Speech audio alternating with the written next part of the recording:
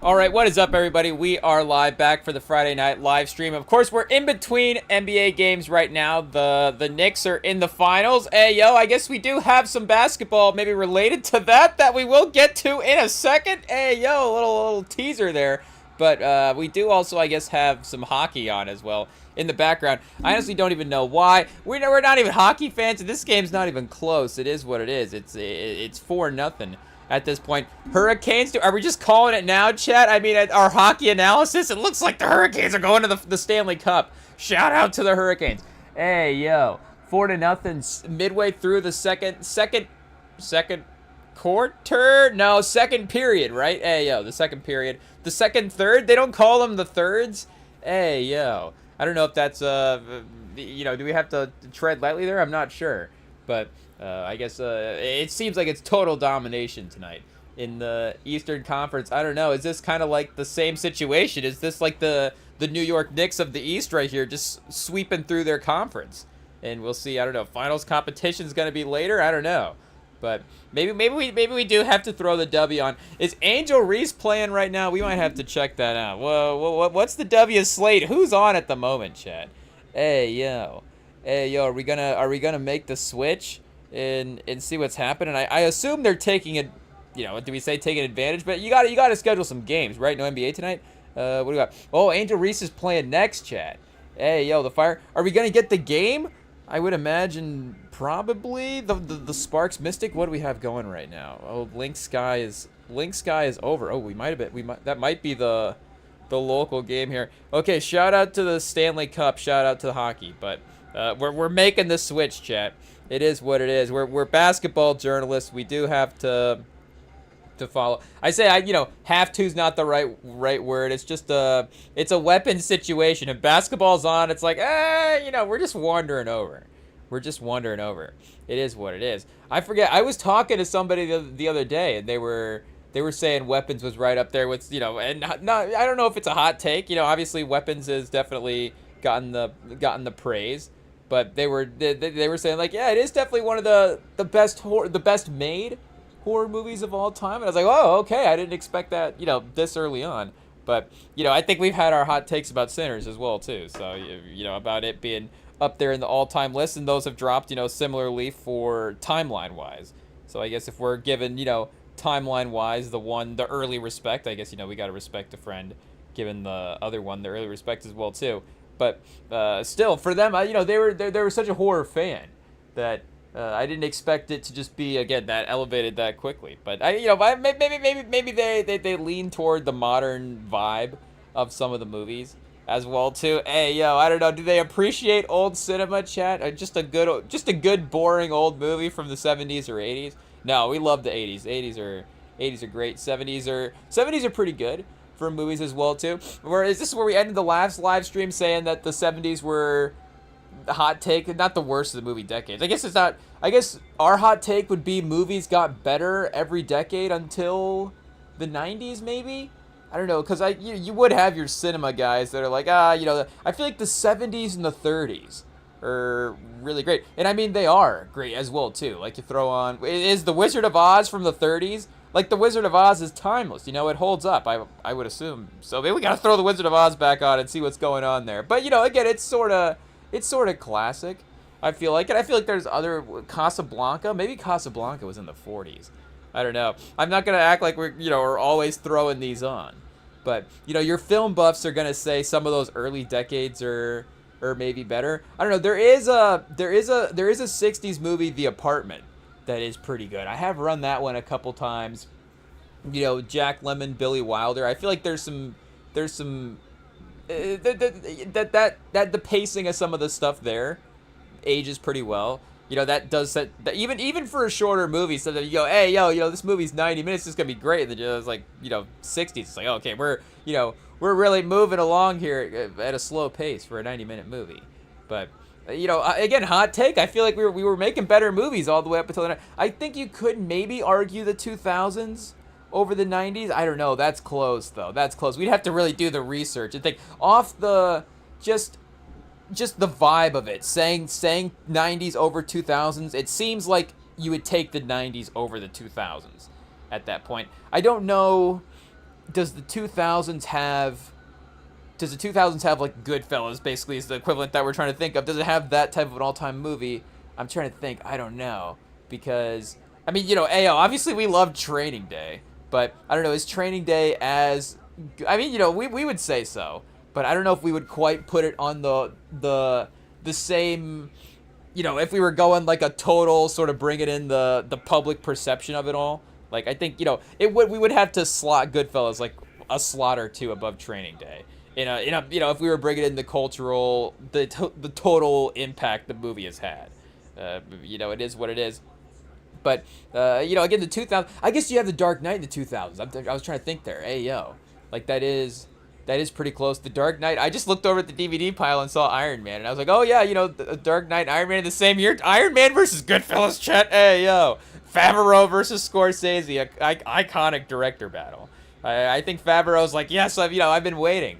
I've been waiting to do the verses. The Favreau versus Scorsese chat versus director versus. Hey, yo, what's going to be absolute cinema is just Scorsese ripping apart that versus. Hey, yo, it's not even... That's like a... I mean, all due respect to Favreau. I don't think Favreau...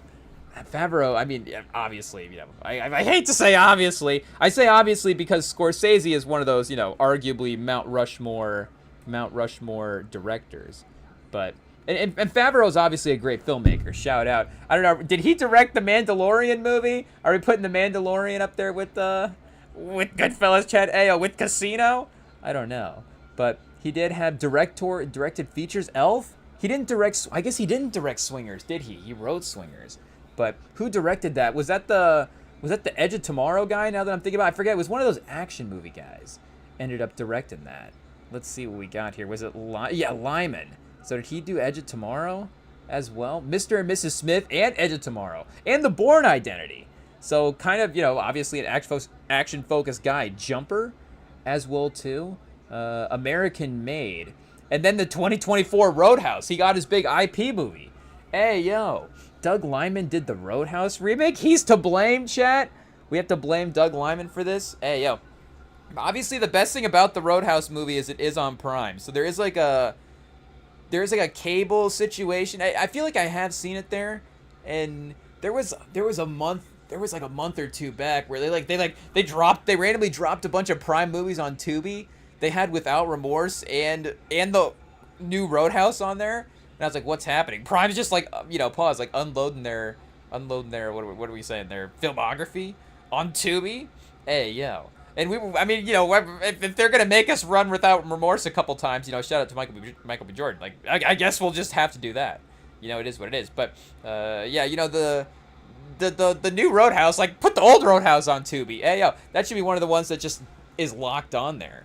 But I feel like that the problem is that one's obviously a little too what do we say, too prestigious. Hey yo, the prestigious original Roadhouse. But I feel like the other streaming services are gonna want that one as well too. So that one's gonna make the rounds a couple of times. So the new Roadhouse, we don't have to worry about it like taking over the cable spot quite yet of the old Roadhouse. But I don't know if the old Roadhouse has been a cable movie the last couple of years though. We'll have to see. Because there has been like a little bit of a shift there. Obviously, I mean, they're gonna be just movies that have dropped that are gonna be. Chat, what do we do? Law and Order. We switched the channel. Hey, yo. There are going to be new movies that are going to get into the rotation, like Enemy of the State, for example, is like a big cable movie. But Enemy of the State dropped in '98. That would have been out, 10 plus years later. What was Roadhouse '89? So I guess not quite, but almost a decade later. So Roadhouse is going to have that run, and it's still going to have the run afterwards. But now maybe Enemy of the State a little more over Roadhouse, and maybe just as a star as well too. Maybe Will Smith a little bit more iconic for this generation than Swayze. I mean, again, we're talking about just Swayze's like just in that era before Will Smith, because I'm trying to think, like, Will Smith obviously, by the time we get to Independence Day '96, hey yo, like as a movie star, that's pretty crazy, the heights that he's achieving there. But for Swayze, it would have been that turn of the '90s. Obviously, Ghost was 1990 itself.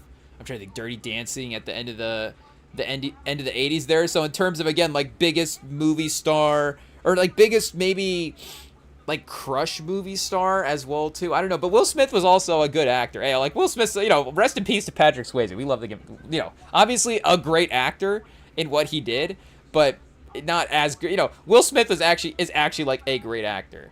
I don't know if Swayze would have ever won an Oscar in just a like a real dramatic role, though. I don't know.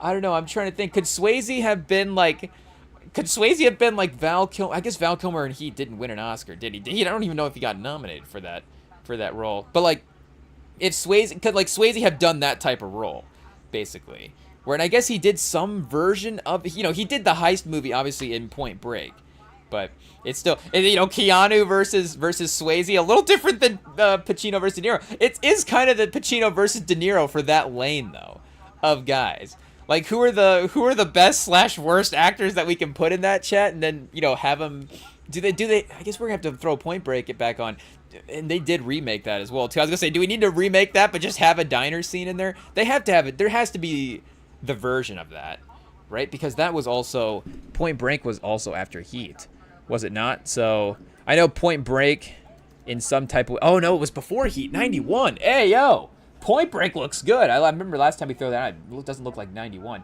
But I guess that does go into, like we're saying, that Swayze early 90s run. So that fits that timeline there, obviously. You know, Ghost being in 90, Point Break. What else am I thinking of that he did? We mentioned Dirty Dancing already. I think there's another, I guess we said Roadhouse as well, too. There might be another action movie in there as well. But, yeah, hey, again, Will Smith actually, like, taken the mantle as the best actor at the time that he was there. A biggest movie star in the world, but also best actor. You know, more obviously him and Tom Cruise and Denzel and, you know, those type of guys. Hey, obviously, I don't know, the Patrick Swayze, Keanu Reeves. Patrick Swayze, you know, obviously those guys are a little bit more, I think, elevated than, like, you know, Van Damme or something like that. Hey, shout out to Van Damme. That's kind of the next tier down, you know, him and Seagal, where they're not even, you know, like Van Damme's not even doing like a Dirty Dancing or a Ghost. Hey, you know, he's just like, we're just doing martial arts movies, and it is what it is. Like, you know, just how many different versions of him are, oh, he's a special agents guy for the U.S., and now he's a special agents guy for this country, and now he's actually just a private, you know, special agent guy. But it's like, oh, you know, well, who's he chasing this time? But, you know, again, Swayze's actually going to get, like, some roles as well, too. He's going to, you know, take on some character work. Hey, yo. But, yeah, I don't know who's the bad action movie actor today. Hey, yo, don't say Vin Diesel, Chad. Don't say, because Vin Diesel, I guess it could be. I don't know. But Vin Diesel, again, doesn't have, like, the heartthrob situation. Ayo, pause. Like, Vin Diesel never had his rom-com or, you know, Ghost. Ayo. Like, Vin Diesel could have been in Ghost, though. Like, the scene where Patrick Swayze, like, sees his body for the first time. Ayo, pause. Like, he's, like, realizes he's dead, and he's just like, oh! He just, like, makes that terrified face. Like, I don't know if Vin Diesel gets there with that face. I mean, he does have some good, you know, grimaces and tough guy looks in Fast and Furious that he's throwing out there. Like, I guess, you know, I hate to say it. Hey, yo, again, rest in peace. But, hey, yo, Chad, I guess we're not doing great tonight with the rest in peace part of it. But Paul Walker kind of was in that territory there for a second. Hey, yo, I'm trying to remember what's the name of the movie on Tubi right now that, you know, obviously our love of Fast and Furious, I think Tubi, you know, tends to recommend us some Paul Walker movies. But there is this one. And Paul Walker is a great actor. I'm not saying Paul Walker is not a great actor. Let's see what the filmography says. I think it's the life and death of Bobby Z. Hey, and maybe there's some bad acting in the movie that also has it. Oh, and he's also, Paul Walker, also a producer on this movie, Chad. Hey, 2007 action film. Yeah, Olivia Wilde's in it. Oh, Fishburne's in it as well, too. Yeah, this is a good, just random action movie that Fishburne's in. You're like, why is he in this movie? And you can tell he's just there, just hanging out, having a good time. Like, he's not doing, you know, the good acting Lawrence Fishburne. It is crazy sometimes. You're just like, you know, you got Boys in the Hood on Tubi right next to the life and death of Bobby Z, and you're like, man, what a career for Lawrence Fishburne. What a career. You know, one of the single best male acting performances we've ever had in Boys in the Hood. And then now all of a sudden he just like randomly pops up in like the life and death of Bobby Z. But his his like 2000s run is is pretty good there. You know, he's doing like the John Wick cameo stuff at that time, but you know, John Wick's obviously a great movie, and I think the energy that he brings actually does match that pretty good as well too. And he is, I think, trying a little bit more, especially he's in the second one, right? I guess he's kind of in all of them, I think.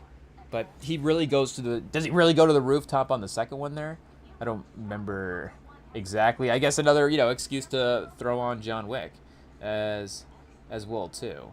But hey, yo, Apocalypse Now, just starting off Apocalypse Now. Hey, yo, Lawrence Fishburne. I mean, is Lawrence Fishburne the Wemby of the actors in a way? I guess Wemby more important to the Spurs probably than Fishburne was to Apocalypse Now, but you know, still obviously, you know, a big movie to get there right away. A good role. He did Assault on Precinct 13 remake. Him and Ethan Hawke. Kiss Kiss Bang Bang. I guess that's still 05. Mission Impossible 3. He's MIF director Theodore Brazel. Hey, yo. Guess we have to throw on MI3 as well, too. He's not in the other ones, right? So you got Fishburne and Philip Seymour Hoffman in MI3. That's the Philip Seymour Hoffman one, right? Which, I guess, hey, yo, Chad, just keep going with the rest in peace. Hey, yo. It is what it is. I guess he is a good villain. He is a good villain for sure. But we might have to do a villain ranking at some point, because I was rewatching No Country for Old Men today, and I hadn't watched it for a long time, and then I rewatched it. So you know, had watched it with like that kind of anticipation that, you know, you've obviously that type of a thriller can have. But then now I rewatched it again having just watched it recently, so I know exactly what everything was going to happen, and it does hit differently when you know exactly what the exact beats are of the movie. And I was thinking, because Chigurh is one of those guys that, and hey, yo, our quest to make sure that the Joker is the best villain of all time, it really is what it is, Chad. Again, rest in peace to Heath Ledger. Okay, now we can finally, now we're finally elevating a guy at the best of his craft. Hey, yo. But, for the all-time greats, that's obviously one of the great performances. It would have to be, honestly, the only other villain performances that would match that would have to be, like, actual, people, villains in movies. Or Darth Vader. As well too, maybe Darth Vader, but it would have to be like a real life, not like necessarily a real person, but it'd have to be like this is trying to be a real story, not a sci-fi type of movie. I'm trying to think of the non number one example. Oh, I guess we were talking about Training Day, like Alonzo earlier, where again, obviously Alonzo not a superhero character. I guess obviously in some ways. If they had ever done Training Day 2 and he just makes it, then that would have been a superhero move. But obviously they could have done Training Day 2 to the sequel, Training Day 2 The Russians. Denzel versus the Russians. You may not get Ethan Hawke in that, but you could just do a whole storyline where it's like Denzel and Ethan Hawke just did a movie together before. They just did a whole case together as the cop and the just the two cops. And then he just totally forgot about it. It wouldn't be crazy to think that Alonzo forgot about Jake. I guess it would maybe be like, hey, would Jake maybe mention at some point in Training Day, like, hey, remember the case with the Russians? And maybe he would know what would be going on there as well too.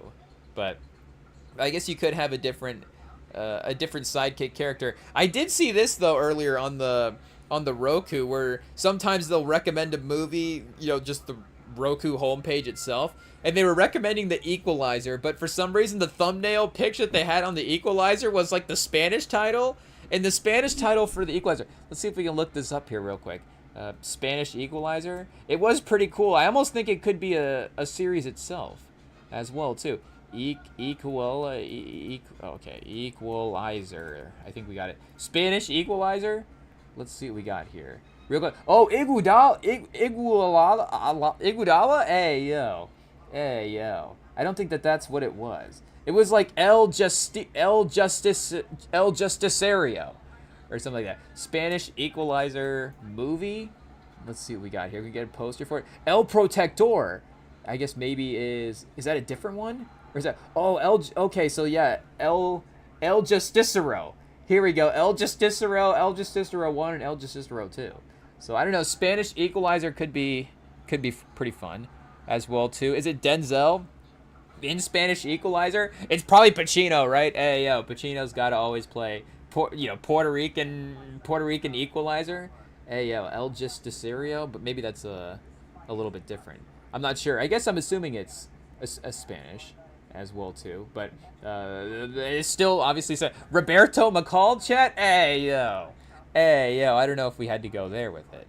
But I thought that was funny, just the idea of Denzel's filmography with all the Spanish titles. I just never have thought about that. Obviously there's like ESPN Deportes and stuff like that, where you get the Spanish broadcast, the alternate versions, and shout out, obviously. But I was back to training day. Hey yo, El Trading Day, El Mañana, El Trabajo. Hey, yo, that's just like what the working morning. I think that's a little bit different. Hey, yo. I think we're just butchering the language over here. But let's see. Let's see Denzel's movie titles in Spanish. What is Mo Better Blues in Spanish, chat? Hey, yo. Mo Azul. Hey, yo, I think we got that one a little bit. Deja vu. Maybe we have to know that. The Pelican Brief. El Informe Pelicano. Crimson Tide. Mara Roja. Fallen.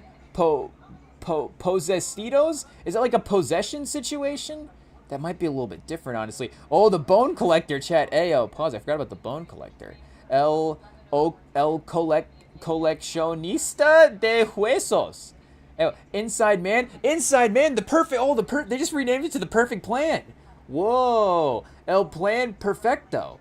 So okay, I mean the Inside Man it is pretty perfect. I mean, shout out to Clive Owen, he really did it there. The Preacher's Wife, Fallen from Heaven, is a little bit different as well too. Quiado del Cielo. Hey, yo, chat. We haven't done some Spanish reading in quite a while. I gotta tell you that. Flight El Vuelo. Hey, yo. That might look a little bit different when you're just reading it. The Magnificent Seven. Los Siete Magnificos. And the Equalizer. Oh, not the one that they didn't translate at all was the Equalizer. Hey, yo. So El Justicero, I guess, doesn't count. American Gangster, I guess, usually goes unchanged as well too, is what they said. No Man on Fire. Oh, here we go. Venganza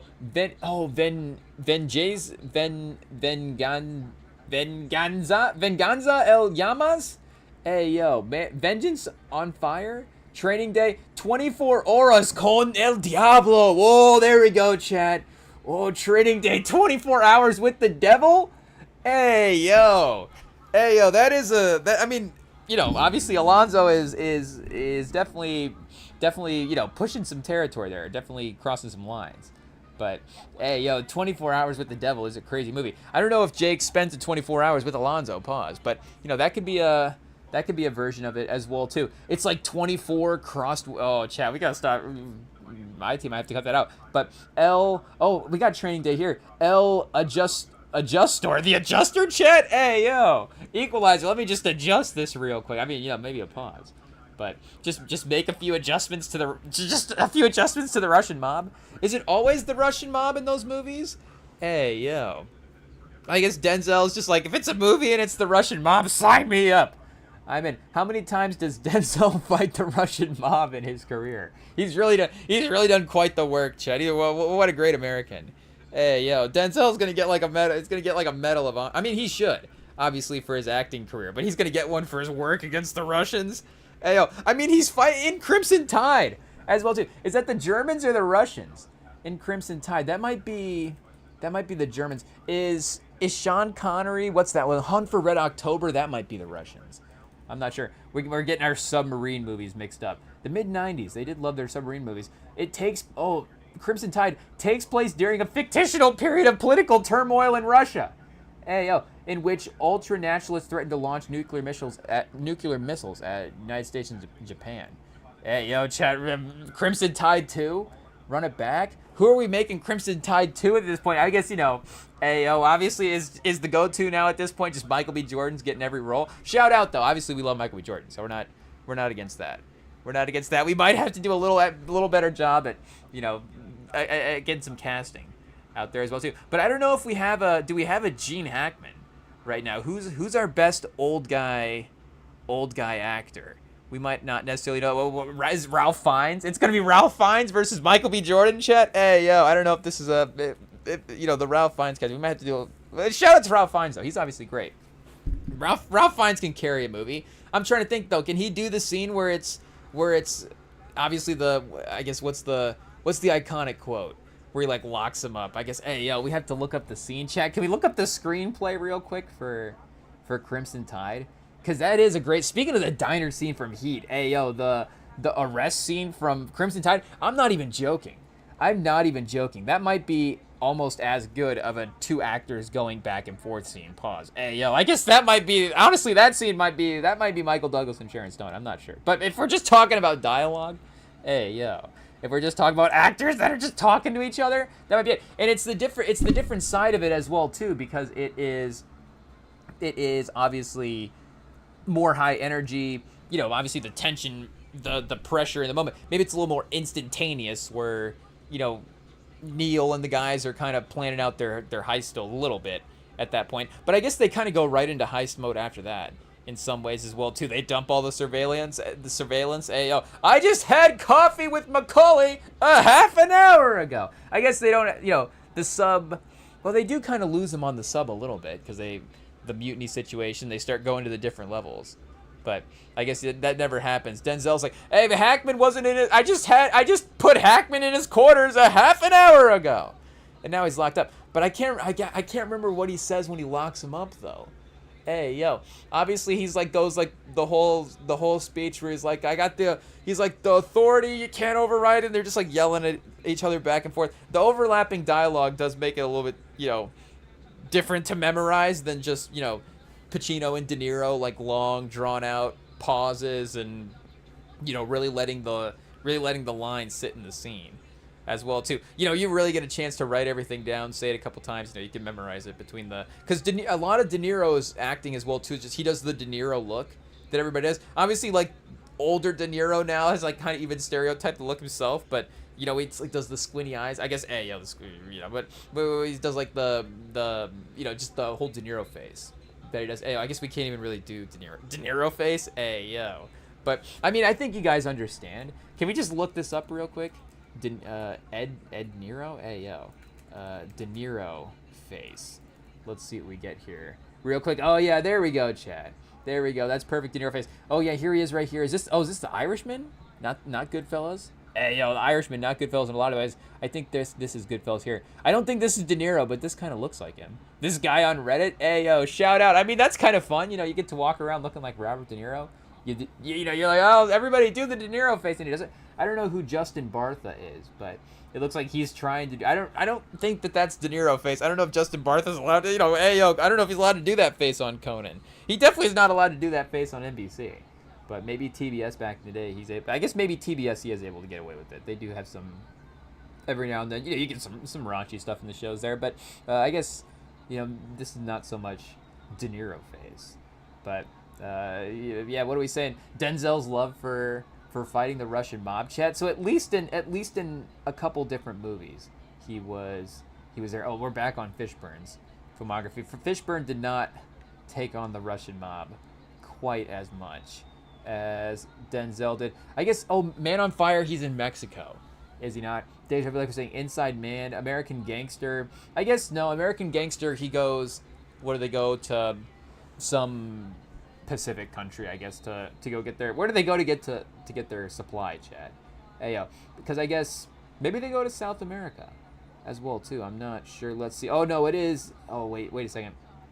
Frank enters the heroin trade, buying directly from producers in Thailand. Yeah, so he's going over that direction into the U.S. through returning Vietnam War servicemen.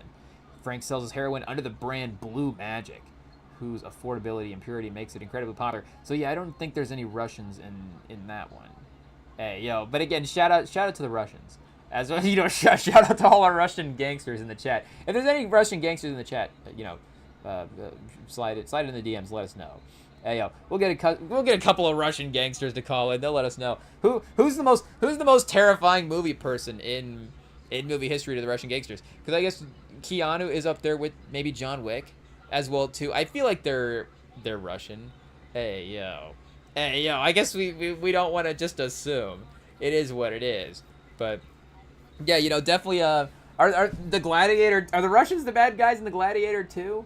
Hey, maybe it's the Gladiator 3. Maybe Black Panther 3 though. I mean, hey yo, it wouldn't be the most shocking thing in the world. This Coogler's like, Denzel, you got any ideas for the movie? He's like, I think the Russian mob should be the bad guys, which would be great. Oh, wait, are we getting the Angel Reese? We are.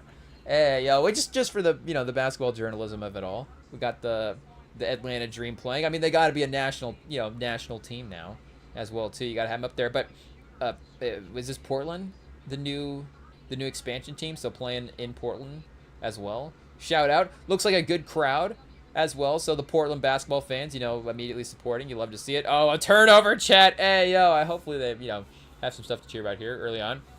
The Blazers though, had a successful year, so it's not like the Portland fans should be bummed out from a basketball standpoint. They definitely were a little bit better in the regular season, getting into the playoffs. Again, obviously they played the Spurs. What are you going to do there? But, I think they overachieved. Advia looking pretty good. So, still, again, they have some good things to be happy about in Portland from a basketball standpoint. But, yeah, again, shout out to Roman J. Israel Esquire. He maybe represents somebody that works against the Russians in that. I'm not sure. Macbeth, I guess, I don't know who the Russians are involved there with as well. I don't know if anybody had a run of defeating villains like Denzel has had against the Russians just in general. I'm trying to think. Even from like a screenwriter standpoint, like people kind of reusing the same idea over and over again. I'm not even sure who that'd be. I guess, Scorsese just doing mob movies maybe is similar to that. Obviously Scorsese and then his recognition with the mob, I guess could be pretty similar. But Denzel versus the Russians, that might be the number one.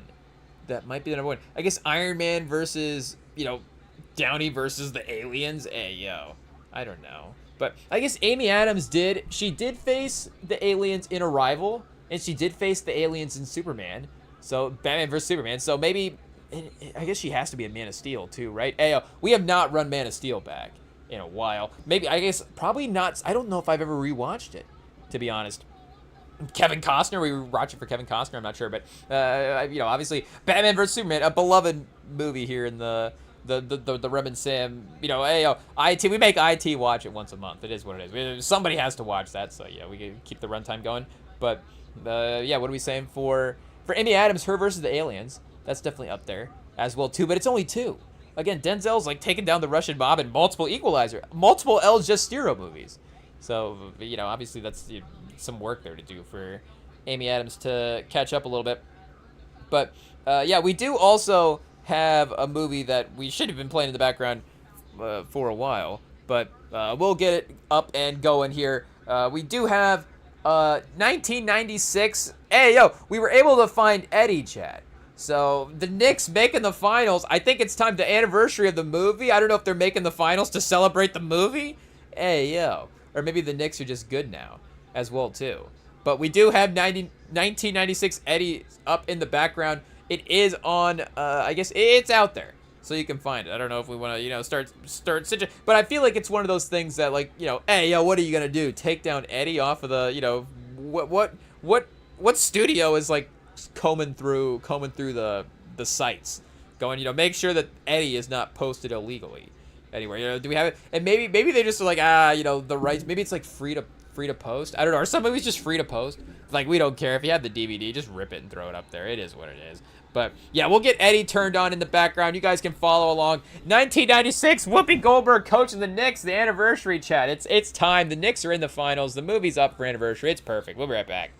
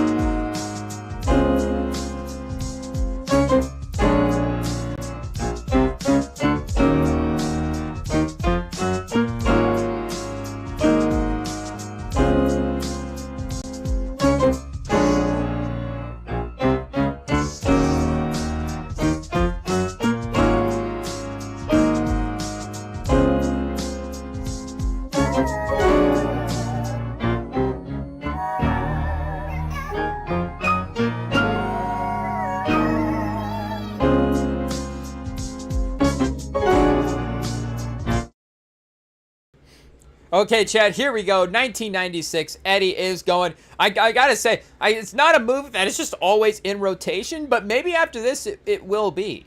And, obviously, we've said this before. There is something about like us gravitating toward the simplicity of some movies versus always like big prestigious films. For just like casually throwing on movies from time to time. And you think about just basketball as a setting for a movie.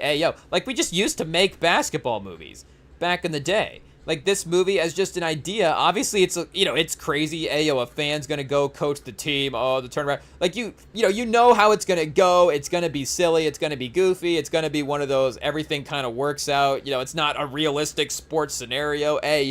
But it's a movie that uses basketball as a setting.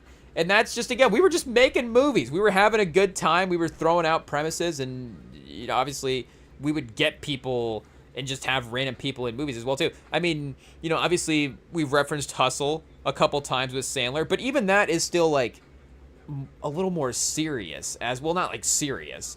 But it just doesn't have, like, maybe we need to rewatch that one again as well, too. Not Valanciunas. We did it again. Hernan Gomez. We said Valanciunas last time we shouted the movie out, but Hernan Gomez, Juancho, is the star there. But it just doesn't have the same type of vibe that, even a movie like Crossover with Anthony Mackie, like, I can't say that that's, like, a great movie.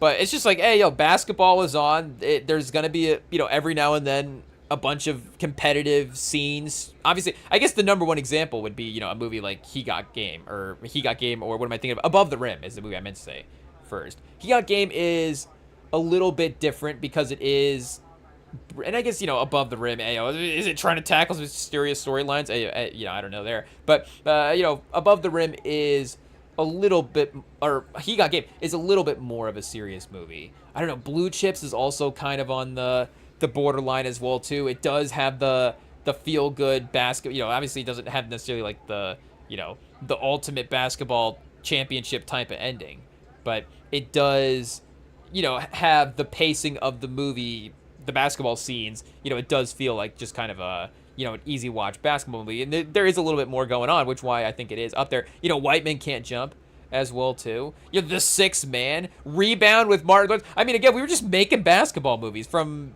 the 90s all the way up until the mid-2000s. I don't know exactly when it stopped, but they just don't make it as a thing. And maybe they feel like, are we going to have to start reusing ideas? The Sixth Man, remake it? But, I mean, why not? Why not? If we're remaking movies, just remake basketball movies as well, too. What movies are we even remaking here? I don't even know. How are we not remaking any of these basketball movies? And, again, I don't know if all of them need remake it as well too. Like, are we gonna remake Hoosiers in 2026? I'm not sure. It's like, maybe a piece of iconic film stuff to leave in the past. But again, there are some that could be remade, but also just make more movies about basketball. It is what it is. I don't know. Is basketball just not as popular as it was in the 90s and 2000s as well too? I mean, that is an argument for sure that could be made. There are some ratings things that have been looked at. In the last couple of years, baseball and basketball have kind of maybe evened out a little bit in the way that we thought that basketball was like definitely the number 2 sport in America. Now it's getting a little bit closer again. So, again, there is some conversation stuff happening there. But I think it still works as a premise. There's still enough fans. And there's still fans, I think more fans of basketball than there are fans of sitting down and watching the NBA. Like, that's two different things. And I think that, the NFL is definitely expanding their viewing experience, in terms of the amounts of days of the week that the games are going to be on, and they're pursuing more of that. Obviously, international, there's some different things that they're doing there, but that's one of the great things that works for the NFL and for college football as well too, is you just have the day set aside for the event. That college football Saturday is, a college football day in the sports season, and in the sports season for the NFL, Sunday is going to be that day for committing to watching those games there. The NBA is obviously, in baseball, are a little bit different. You got the schedule spread out over the week, maybe tuning into the big events. It's like, Sunday night basketball is not the funneling of like a prime time situation, maybe the way that Sunday night football is. But, regardless, I still think that those, and just sports movies in general as well too. I feel like we've kind of lost them a little bit. I'm trying to think. I feel like every time I go to the theater, there should be a trailer for some type of sports movie playing. Again, is that too much to ask for? You know, that's just like not saying that there's always a sports movie. You know, are we dropping a sports movie every month? But at least 3 to 4 times a year, there needs to be some version. And again, I'm not even saying a basketball in general, but there needs to be some. You know, again, we have so many. There needs to be a 10, and maybe I need to be doing a better job. Like, cause like, does Marty Supreme count as a sports movie? I don't know. Like, do I just need to, you know, are sports movies just gonna be more highly done? I guess is what we're saying. Hey, yo, but still, I don't know if that goes quite to what we're looking for, because it is a sports movie, but again, it's more of a character study. Hey, yo, like there is still development, and I don't know, Chalamet is going for a little bit more than just the ping pong aspect of it. Like, again, not say that Whoopi Goldberg's not doing a great job in Eddie, but you know, again, it's more about her being Whoopi Goldberg and her coaching a basketball team more so than, you know, embodying a whole new character or something like that. You know, again, a basketball coach biopic is even a little bit different in that scenario as well too, because you're going for something a little bit more serious. Think of like a movie like Miracle, like does kind of fit this description as well too, where that is like the historical retelling. Like maybe Kurt Russell is doing some character work there. You know, he's got a what's that guy? I almost called the guy's name Herb Dean. Ayo, that's not his name. Shout out to Herb Dean though, the great UFC ref. But I forget. I think the guy's name is Herb. I'm not remembering exactly the coach's name. We'll leave it a mystery. Shout out. I guess I don't know why we have to. One of the greatest sporting achievements in American history, the '80s U.S. hockey team, maybe the number one. But if we can't remember the coach's name, hey, yo, it is what it is. The only name we remember from that is Micah Ruzioni, Chet. Because I mean, you know, how do you forget a name like Micah Ruzioni? It is what it is. But what are we saying? For, you know, that movie does have that kind of campy sports feel to it as well too. But I mean, yeah, they're always a hit. Hey, yo, they're always successful. I don't know exactly what the box office situation was for Eddie. Hey, yo, but I feel like there is still a cult classic vibe. I mean, it broke even. I mean, 30 million budget, 31 at the box office. So it didn't lose money. I mean, it's perfect. You know, is every movie gonna be the, you know, 20 times return on investment at the box office? No, you know, some movies are gonna be about the fun time watch. It is what it is. But you know, you also have the Knicks in '96. The other fun thing about the Knicks in '96 is they were actually kind of good at this time as well too. Of course, they are making the finals in the mid '90s. The Knicks haven't necessarily obviously been good every year, and the movie did, I think, age a little bit better over time as well, because again, the Knicks did get worse. But even in the '80s, they were like okay. Like they won the finals in '72. I guess, you know, they have some good chunks of the years not making the playoffs here, but Eastern Conference semis in '77. You know, lost in the first round. Couple of semis lost in the '80s, and then, you know, 87, 88. I guess when Ewing is what, 84. So, you know, Ewing, I guess after a couple of years, you know, maybe getting some more talent in there as well too. They definitely take off in the 90s, and, you know, end up losing the finals to Hakeem in 93, 94. But even still, you know, 94, 95, semis, you know, again, hey, yo, and then lose the finals again, 98, 99. But this is a great run from 87 to 2001 of just, you know, consistently being a competitive team. Are they the best team in the NBA over this stretch? Again, no, you still got obviously the Bulls would be the best team in the NBA over this stretch. And I guess the end of the Lakers and the Celtics as well too. Like we're saying, the Rockets in here also would be consideration. And you would also maybe have the first couple seasons of San Antonio, I guess, because they lost San Antonio, and then Lakers as well too. But, you know, regardless, they're still one of the competitive teams of this era. And then it was the 2000s that they really started the losing stretch, where I guess, you know, 1, 2, obviously all these years of just not making the playoffs over and over again until Melo gets here. You know, you look at the Melo years as like, oh, you know, what happened in the Melo years? You know, obviously now with Brunson as well too. And this is a tough one. Like, you know, we can't necessarily sit here and make the argument that, you know, Brunson is not the best Knick of this century. Maybe the best Knick of all time stuff is still a little bit undetermined at this point. He's definitely pacing in that direction. But, you know, again, hey, yo, Walt Frazier and Willis Reed did win multiple titles themselves. And do we have to go back and and see before that as well too. I feel like maybe we give Brunson some of the, yeah, I guess it was the 50s and 60s weren't great for the Knicks. The 60s were not great, but the 50s were okay. It's the late 40s. So I don't know if the 46 Knicks, if they count as like who was on this team. Hey, let's see what we got here. 49-50. They won 40 games. They went 40-28. Lost in the second round of the playoffs though. What a disappointment, chat. Hey, I guess we barely even have team stats. Ed Bartles. Hey, Carl Braun. Ooh, chat. Any relation to Christian Braun? Hey, Carl Braun, 15 a game. So I don't know if you can say Carl Braun would be, in the argument for the greatest Knicks of all time. 36% from the field in 1949. Butch Van Brendekolf. Butch Van Brendekolf. Honestly, just retired the jersey because it's a great name. Butch Van Brendekolf. Connie Simmons, Tex Ritter. Hey, like, obviously, some legendary guys. Dick McGuire. Ray Lump, chat. I mean, Ray Lump. How do we not have a guy named Ray Lump? Is there a Ray Lump in this movie? We need to have a movie character named Ray Lump. I mean, the Clumps, I guess, are pretty close, obviously, but Ray Lump could definitely be a character itself. That could be maybe in like I don't know, would that be in like a Wes Anderson movie or something like that? I don't really know what he names his characters in movies, but there could be a Ray Lump in something for sure. There could be a Ray Lump in something. Might be a pause. But, again, regardless, the Knicks were good. So that is, I think, it could be time to remake Eddie because, again, the vibes are similar. Like, the New York team has reestablished themselves as, like, a consistent, playoff team. They have had to work up through, some semifinals runs here, conference finals last year, and now they're actually in the finals as well, too. But, it is sort of a similar vibe.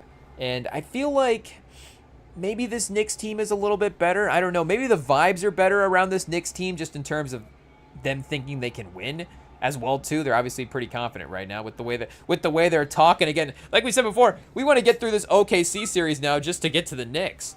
Because somebody needs to quiet the Knicks, and I mean Wemby's obviously capable, but the Thunder would obviously be a good matchup too. But it does not seem like, with all, and I guess, the Thunder fans, obviously, they'll be talking if they win Game 7, and, we probably should not talk too much. Game 7 is going to be on their home court. But they're definitely, like, again, the Knicks are just talking to everybody right now. They're talking to both the Spurs and the Thunder fans. So maybe the Thunder are doing the same thing.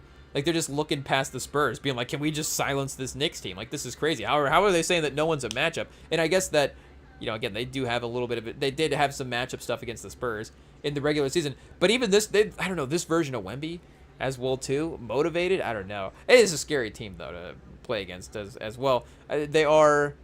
I don't know. Do you say? It's difficult to say that they're better than the Thunder.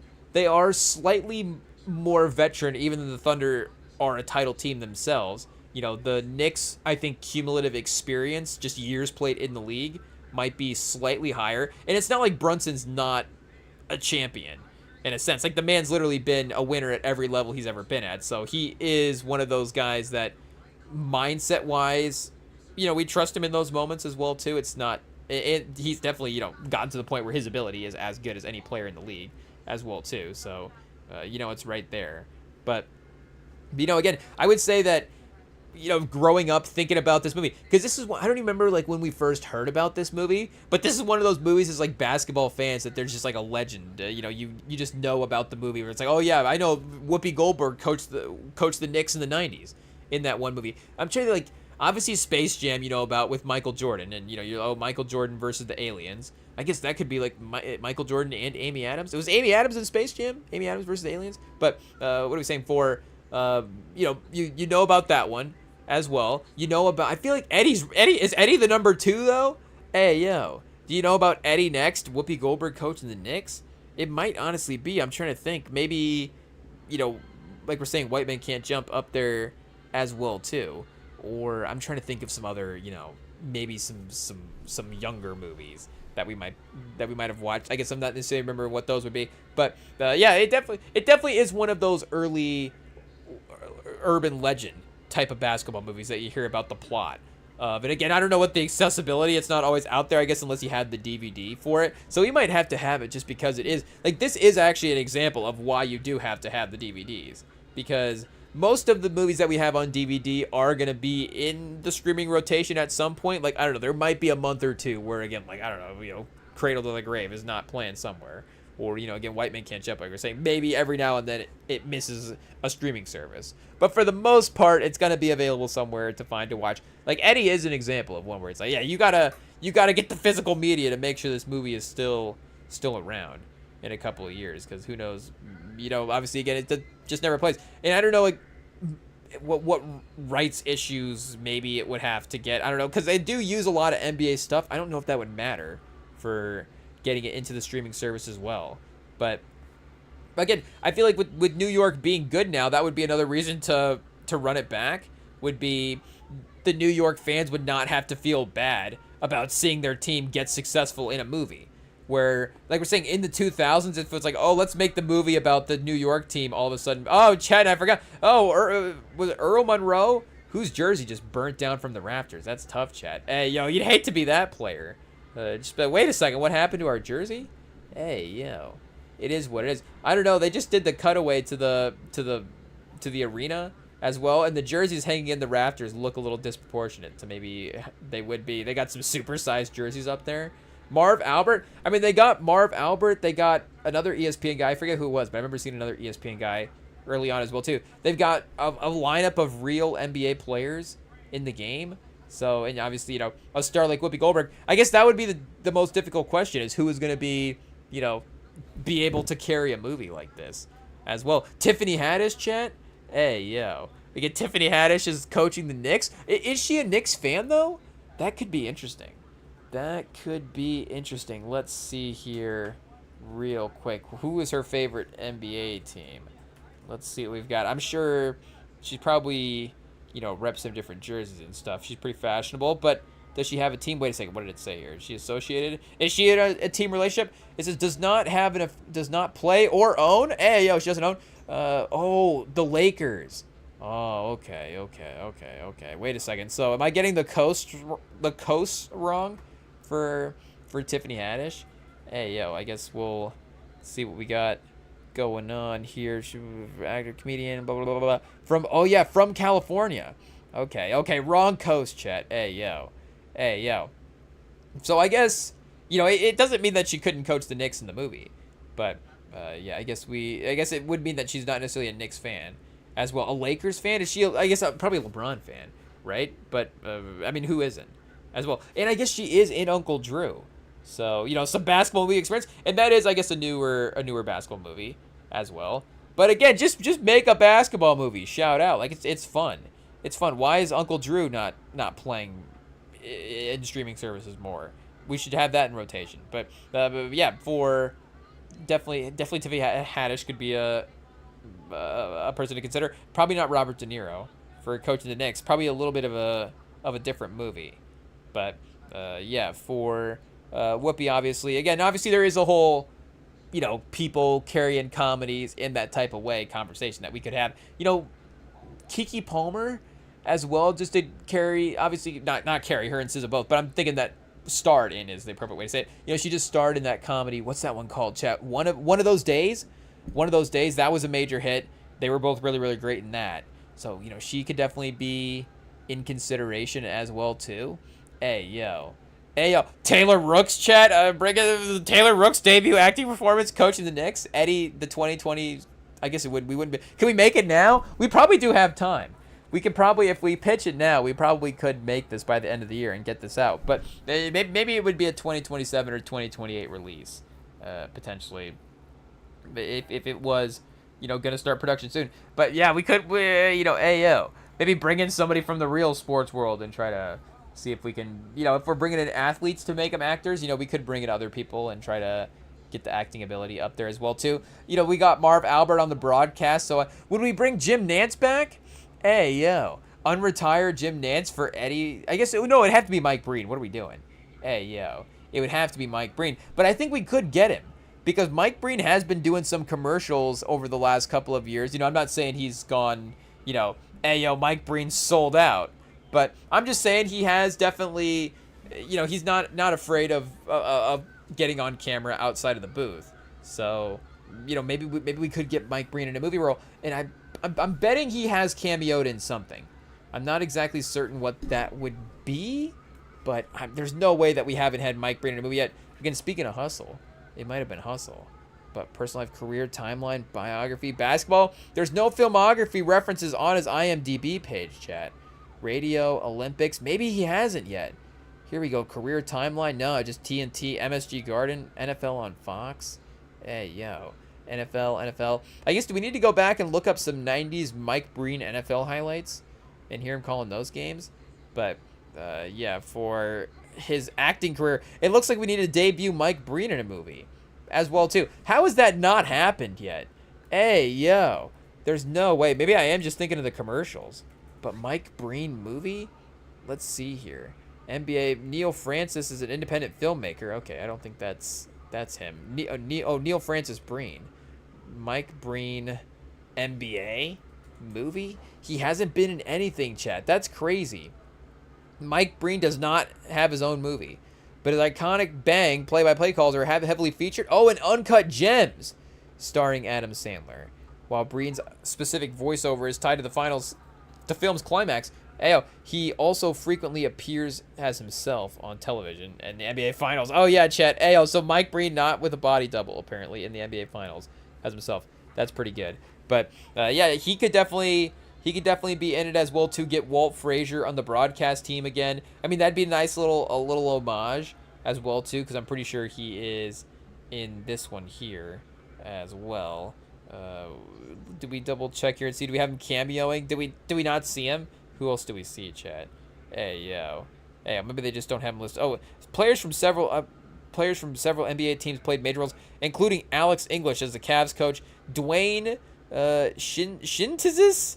Greg Ostertag, Rick Fox, Dennis Rodman, Muggsy Bogues, Vinny Del Negro, Vlade Divac, Bobby Phillips, J.R. Reed, Terrell Brendan, Brad Daugherty, Mitch Richmond, Avery Johnson, Corey Blunt, Larry Johnson, Randy Brown, Olden Polynice, Scott Burrell as themselves. Wait a second. Okay. And then Gary Payton, Anthony Mason, Herb Williams, John Starks appear as street ballers. Kurt Rambis appeared as the head coach of the Lakers. Marv Albert, Chris Berman, and Walt Frazier also appeared in this movie as broadcasters. And then I guess a couple other, people as well too. But for the NBA side of things, this might honestly be the most NBA players ever in a movie. I mean, Space Jam has the main cast, but I'm trying to think for the side roles, do they have as many side characters in this movie as they do in Eddie? Imagine, chat, the most NBA players ever. So yeah, obviously, and Muggsy Bogues, I guess, in both Eddie and Space Jam. So is he the best NBA player actor of all time? That's a pretty good 1-2 combo as well too. It's movie and TV appearances. Muggsy Bogues appeared in Space Jam as one of the 5 players whose ability was stolen by the villainous Monstars. He also made it. Oh, he's also in Juwanna Mann. Oh, chat. Muggsy Bogues is the #1 NBA actor of all time. That's crazy. At least in terms of the movies that he's been in, right? Because who else has been in 3 basketball movies like that? I guess you do have. Shaq is in Blue Chips. Is Kazam's not a basketball movie, is it? He's a genie, but he's not a Is he a basketball playing genie? What else does he have in that time? I'm trying to think what else. Oh, Steel. That's the other movie I'm thinking of. Steel, I don't think is a basketball movie, but Bogues also made a cameo appearance in Curb Your Enthusiasm, sharing a restroom with Larry David and Richard Lewis, and nearly having an altercation with David after catching them looking at his. Whoa, chat. Larry David trying to catch a peek of Muggsy Bogues. That's a storyline that they write in there. I mean, Larry David's, he's going for it, chat. He is going for it. In 1996, it also says Bogues had a cameo at the end. Oh yeah, spoiler alert, I guess. In which Whoopi Goldberg's character flirts with him, and then he walks onto the court to support her character, preventing Wild Bill from moving the Knicks. So I guess, and you know what never would have happened would have been somebody would have moved the Knicks as well too. But maybe a guy named Wild Bill, the owner, would have potentially moved him as well too. I don't know. but bring in the Nets as the replacement team. But that's a pretty good 1, 2, 3. He also appeared in an episode of Hang Time where he spoke against steroids. An American team sitcom from 1995. Did you see, Chad? We had a basketball sitcom in the 90s. Hey yo, what is this streaming anywhere? Is this on Tubi? Let's see what we've got. Hey yo, who is in this? Okay, I feel like this old guy maybe seems familiar. Maybe he's been around. Oh, Chad, is this Anthony Anderson? Anthony Anderson is in Hang Time, the basketball sitcom. Maybe we need to get a different name for that. But new transfer student Julia Connor tries out and wins for a position on the Deering Tornadoes, her high school boys basketball team. Oh, Chad. Hey, yo, look at this. Look at this. We've got a lady making the guys basketball team in the 90s. I don't know if we, this is probably going to be a tread lightly going back and watching this. But, hey, yo, I guess in some ways it's an interesting storyline. So, NBC, where to watch. It does not look like number of 104 episodes of this show.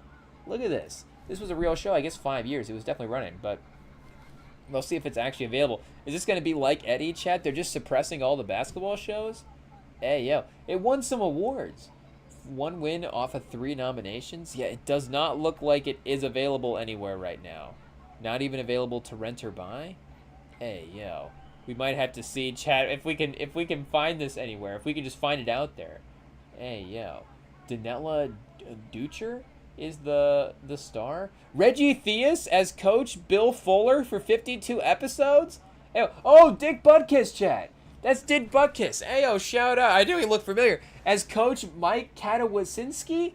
Look at this. They had Dick Butkus versus Reggie Theus as the coaches. So wait, Dick Butkus is a football coach coaching basketball? That's kind of fun. That'd be like, can we have like Ray Lewis coaching a basketball team in a basketball sitcom, Chat? Hey, yo. Lock it in. Ray Lewis is coaching Jenna Ortega because she made the guys' basketball team. Hey, yo. I guess the show is forming itself to. Who's Anthony Anderson in this show as well too? We need like a fun-loving sitcom guy that's also going to go on to have his own sitcom that's going to span several versions of a sitcom of the same name. Like that's going to be a specific casting. But I think we can find it. Also, the Reggie Theus, equivalent as well too, could be interesting. But yeah, I mean, again, we just had basketball things. Pause. Ayo, I guess getting into the world of just random sitcoms that were just on as well too. I do love that because again, that's just something that we don't have as well, where you just have to fill programming with shows where you're gonna have 4 seasons of City Guys. Hey, yo, never heard of this. Manhattan High School, Jamal Grant, Chris Anderson try to get through life and avoid the ire of their principal, Karen Noble. Hey, yo, shout out. You love it. But, yeah, we maybe have to throw this one on as well, too. I could definitely get into because we love sitcoms.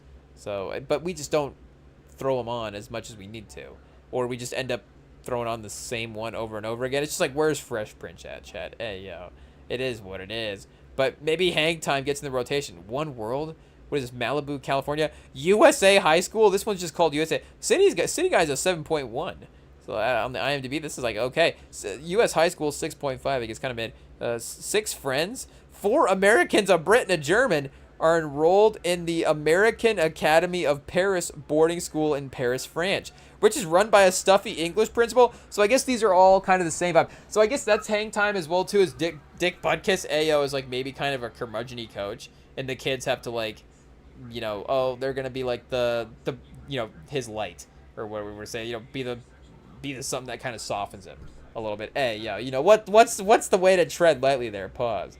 But you get what we're saying. He's kind of a Scrooge, but then he's around the people, and they make him, more of a nicer person as well too. But what's One World over here? Hey, this maybe has more of a daytime drama type feel. 6 kids from different backgrounds all live together under foster parents' roofs. So I do love just a show without a premise. Like it's just like, okay, the premise is where they live. Like that's Friends. Friends is like the premise of Friends. They just live in an apartment. Hey, the premise of The Office is they just hang out in an office. So that always works. I guess Fresh Prince is a little like that as well too. It's just like him. A guy goes to live. It is that he just goes. A guy goes to live in California. So obviously maybe we're oversimplifying it a little bit, but yeah. What do we have here? One world. Hey yo. I guess this definitely has some dramatic vibes to it. But yeah, shout out. We maybe we'll be doing a little recap on the most random sitcoms that we have. I guess we could go through the basketball playlist on IMDb and just watch every possible basketball movie. The fact that I guess we haven't done that already is a little surprising. That's right, we do have this new one, GOAT. Hey, yo, is this a Steph Curry movie? GOAT, you're never too small to dream big, chat. Hey, yo, you love to see it. I feel like this character has been reused a couple times. Hey, yo, was this guy in Kung Fu Panda, chat? I think he might have been. Honestly, this whole cast might have been. Is this a DreamWorks movie? Hey, yo. They're just reanimating the same people. And then what do we have here? Running Point, a Netflix comedy series. So maybe they're bringing it back. Maybe basketball is back as a plot device in movies. What is this? Oh, that's right. We did have Air a couple of years ago as well. Though, again, that's more about shoes than it is about basketball. What's Running Point, chat? Is this going right now? Hey, yo. Ilsa Gordon overlooked her whole life as appointed president of the LA Waves, a basketball team. It looks like they took the LA team and gave it the New York branding. I love the cross matching there. Is a good way to disguise yourself. Anyway, so is it like the New York, I guess it could be any, generic name, but, it could be the New York team is purple and gold potentially in this movie. But it says LA Waves basketball team, a family business when her brother enters rehab, so she takes over as the president. Okay. She aims to prove she is the right choice despite the skepticism. So I guess is Brenda's song? Is that the sports super fan person? So is she the super fan because she's in this movie, or because she's in this show, or because she is in the show because she's the super fan? So you'd love to see that. I mean, like Jimmy Goldstein. Do we get Jimmy Goldstein in a movie somewhere? Chet Hanks, Chet? Hey, yo, what are we doing? 14 episodes. Chet Hanks, is this the brother in rehab? He might. Oh, I think maybe Drew Tarver is the brother in rehab. I see a similar last name here between the actors. And Kate Hudson as starring as the president of the LA Waves in this movie. So do we need to get Kate Hudson as president with Eddie coaching, and this team's going to be turned around? And I guess, hey, yo, Chet, Eddie coaching in the Knicks jersey as well, too. We need to make that a move. Hey, just coaching the 90s Knicks in the Willis Reed jersey? That needs to be the situation. If we're going to go casual now, I do like the quarter zips are good. It gives you a good, it's still like a nice businessy type of look, but still, you don't have to be in a suit. Still gives you the athletic vibe as well, too. And it's not a polo. Like, a polo looks fine, but I would say I'm more quarter zip over a polo if I had to make the choice. Sometimes, like for college basketball, I guess they don't wear suits anymore, but like they would wear suits during the regular season, but then they would go out to for the Maui tournament. And then for the Maui tournament, they're like, we're in Hawaii, we're having fun. The coaches are in polos and they got the flowery lays on for the games. But for, the rest of the season, they would wear the suits. But if you can throw on a quarter zip, that'd be, our recommendation. But for a jersey, if you could coach a jersey, like if Mitch Johnson was just coaching the finals in a George Gervin, if it was like, okay, game 1 he's got the Gervin, game 2 he's got, I guess it would probably have to be David Robinson number 1. Tim Duncan, I guess it would be Pop, right? You have to get some type of honorary coach Pop jersey, and then maybe a Duncan, then a Robinson, then a Gervin, kind of go back through the Spurs timeline there. And then if you are the Knicks, again, Mike Brown, he could wear the Willis Reed. Imagine the shout out to Whoopi Goldberg, where it'd be like the Inception. Wearing the Willis Reed is obviously paying homage to Willis Reed the last time the Knicks won the finals, but also paying homage to Eddie the last time the Knicks won the finals in a movie. So it'd be a great, double. Maybe he needs to wear a Willis Reed patch on his quarter zip as kind of a homage there. But Whoopi Goldberg definitely has to be at the games as well, too, Chad. I hate to set this up so well for Knicks fans. They do play the Spurs. But that definitely has to be the scenario there. So, what is this? She's firing a paintball at Chet Hanks? What's going on? Oh, Mandy Kaling, executive producer. Okay, okay. Again, shout out to the Office, but looks like she's involved in creating the show as well too. We got some good basketball scenes in here. I don't mind a badly filmed basketball scene as well. I don't need high action drama. I don't need like what was I watching? We were watching Creed with the way Coogler's filming the boxing scenes and that. And it's just like, okay, this is just some of the most immersive sports filming that you can get. Again, that is the other end of it where it's like, this is again awesome. Like obviously we're not going to be against that, but I guess if this show is just be like, okay, she's gonna walk in. Hey, she's gonna walk in. Is she the president of the team? What's happening here in this trailer? Hey, yo, I'm so confused. She just walked in on a guy doing pull-ups, and all of a sudden they're out on a date. Is that a player? I guess well, Jeannie Buss was dating a coach. Is this? Oh, chat. Is this a Jeannie Buss show? Oh, I didn't even think about that. Kate Hudson she is like giving Jeannie Buss vibes.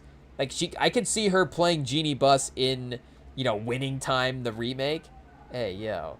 I guess why not cast, I guess Tom Hardy's probably not going to be in this. Like, why not cast Tom Hardy? Hey, yo. I thought Chet Hanks was problematic, Chad. Am I wrong? Hey, yo. Chet Hanks, I guess I was going to say call in, but I don't even know. Tom Hanks, call in and tell us if your son's problematic. Hey, yo. What's going on there? I guess, what do we say in chat? A white guy in tattoos. Obviously, he's probably, he's voting to... I don't know. I don't know. I thought I heard a story or two, but now we're just spreading fake news. It is what it is. But, yeah, I guess maybe we're going to be thrown on Running Point. Was this on Netflix? Oh, yeah, only on Netflix. Hey, yo. Hey, yo. Wait, now we got an age-restricted video? What's going on here? What is happening? Is there some adult content in Running Point? Hey, yo, is that not all they're running, chat, in this show? Hey, yo, where's the parent guide for this? See what's going on here. Okay, I guess we need to go back to, focusing on Eddie at some point as well too. Or obviously we're just follow along as well. The Dream still up 3. Shout out to Angel Reese. Keeping it going there. We'll definitely still keep an eye on what is happening. But we do also have some other news that we have to talk about as well too. There was some music records that were broken recently. I was seeing them compared to Bam Adebayo breaking Kobe's scoring record. But Drake did actually pass MJ for most number 1 songs by a male solo artist. And the song that got it was Janice, yeah. Hey, yo. But, and I guess, a good song off the album, obviously. It did seem like, obviously, right away, it was the one that was going to be trending. So, the fact that it's the highest one up the charts is not surprising. I am a little surprised that it did debut at number 1, but I don't know. Maybe just there isn't that other song to compete around with it as well, too. Like, that other single. Like, there has been some good major songs dropped off of albums this year. But somebody just dropping kind of a one-off single that has just really gotten big. Pause.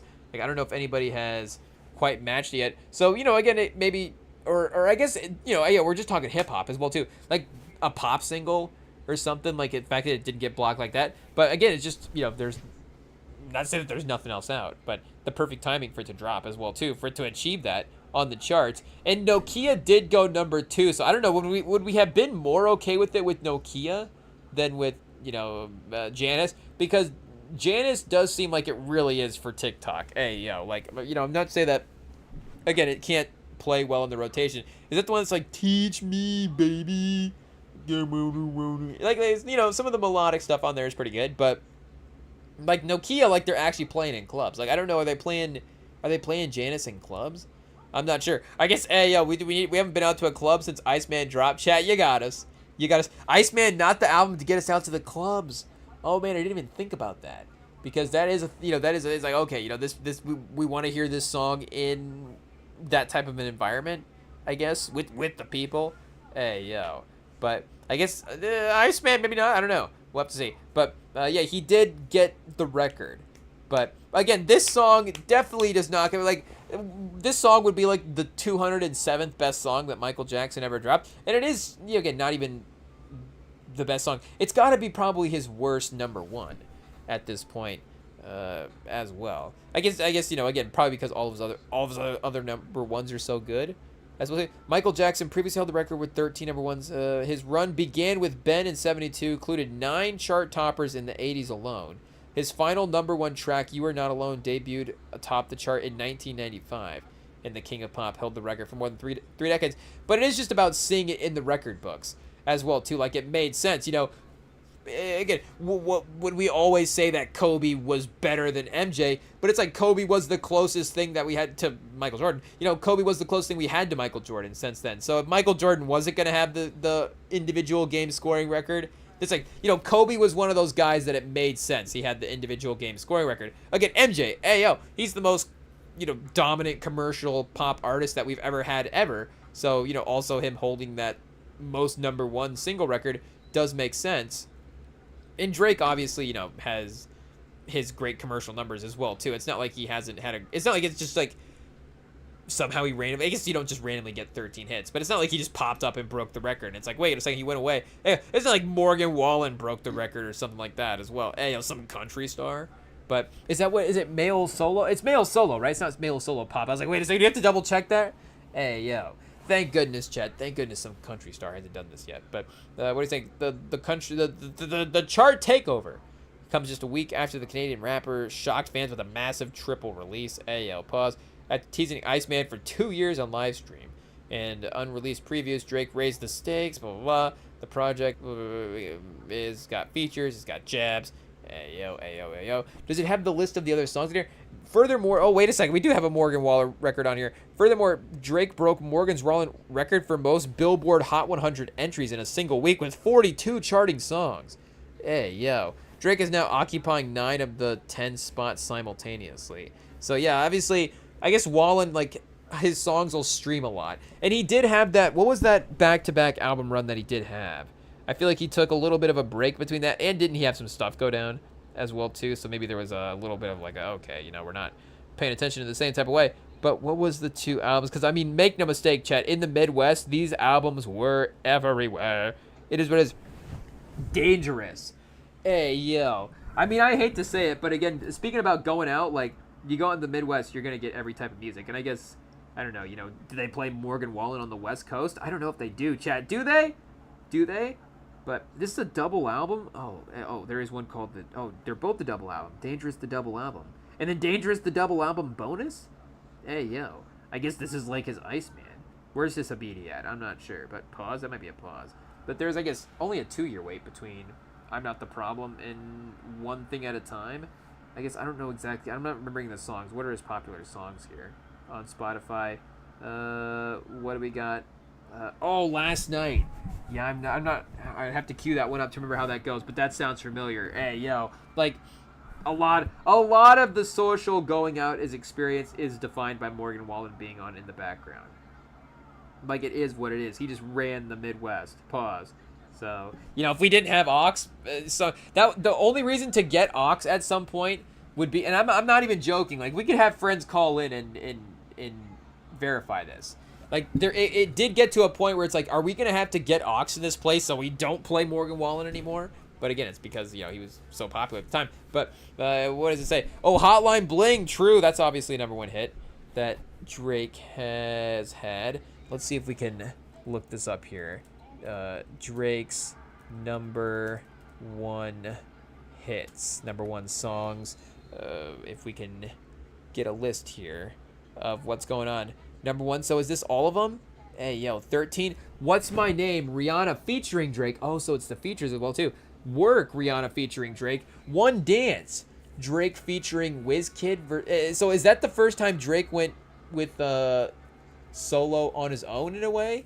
Because What's My Name is on... That's Rihanna's... That's not Take Care. Yeah, 2010. That's Rihanna's album. So, yeah, because Take Care is the song they do on Take Care together. And then Views is Too Good, but they don't do a song on Nothing Was the Same together, or before, or in between those times. So, or if it was a feature, like we're saying, they don't do a song from Drake's discography in that way. So Views was the first time I guess he got to #1 on his own, if we're reading it right in the timeline there. And I guess since then it's been a run. So again, he was obviously there for 2015. I guess, yeah, that 2015 run with him in Future, obviously, kind of helped propelling him there as well too. But then he goes one dance, God's plan, nice for what, in my feelings. I mean, that might, again, if we're talking MJ, like MJ had some great hits for sure. I'm not gonna sit here and say, oh, this is the Drake is better than MJ. But if I'm talking about, again, we didn't live the MJ musical timeline. So if we're talking about hit runs of hits that we lived, like that is 2018 Drake. That is crazy, Chad. Did he have 3 #1 songs in 2018? God's plan, nice for what, in my feelings. I'm just thinking about, again, speaking about running the radio back in 2018. Like, hey, yo, that was everywhere. It's like Wemby on the ESPN shows right now. It's like every ESPN show is gonna be about every time a song goes on. It's like, well, I guess it's this Drake song, and then now it's this Drake song, and now it's this Drake song. But hey, yo, the good old days, chat. The good old days. The music actually slapped. But then Tootsie Slide as well too. That got to #1. That was one of those hits that is just like, okay, that just shows you how popular Drake is.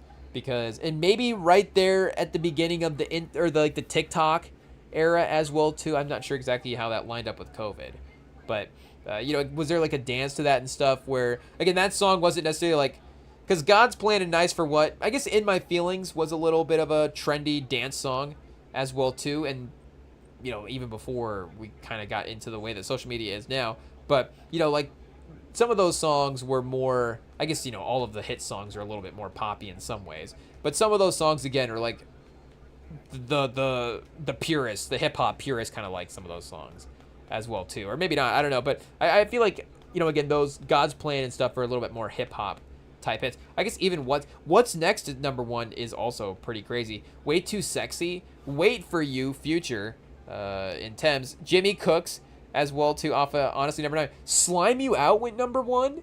Hey, yo, First Person Shooter with Drake and J. Cole was the first time that J. Cole has ever been #1 on the Billboard Hot 100 charts. And now Janice. Hey, yo. Janice is the 13th and the record breaker.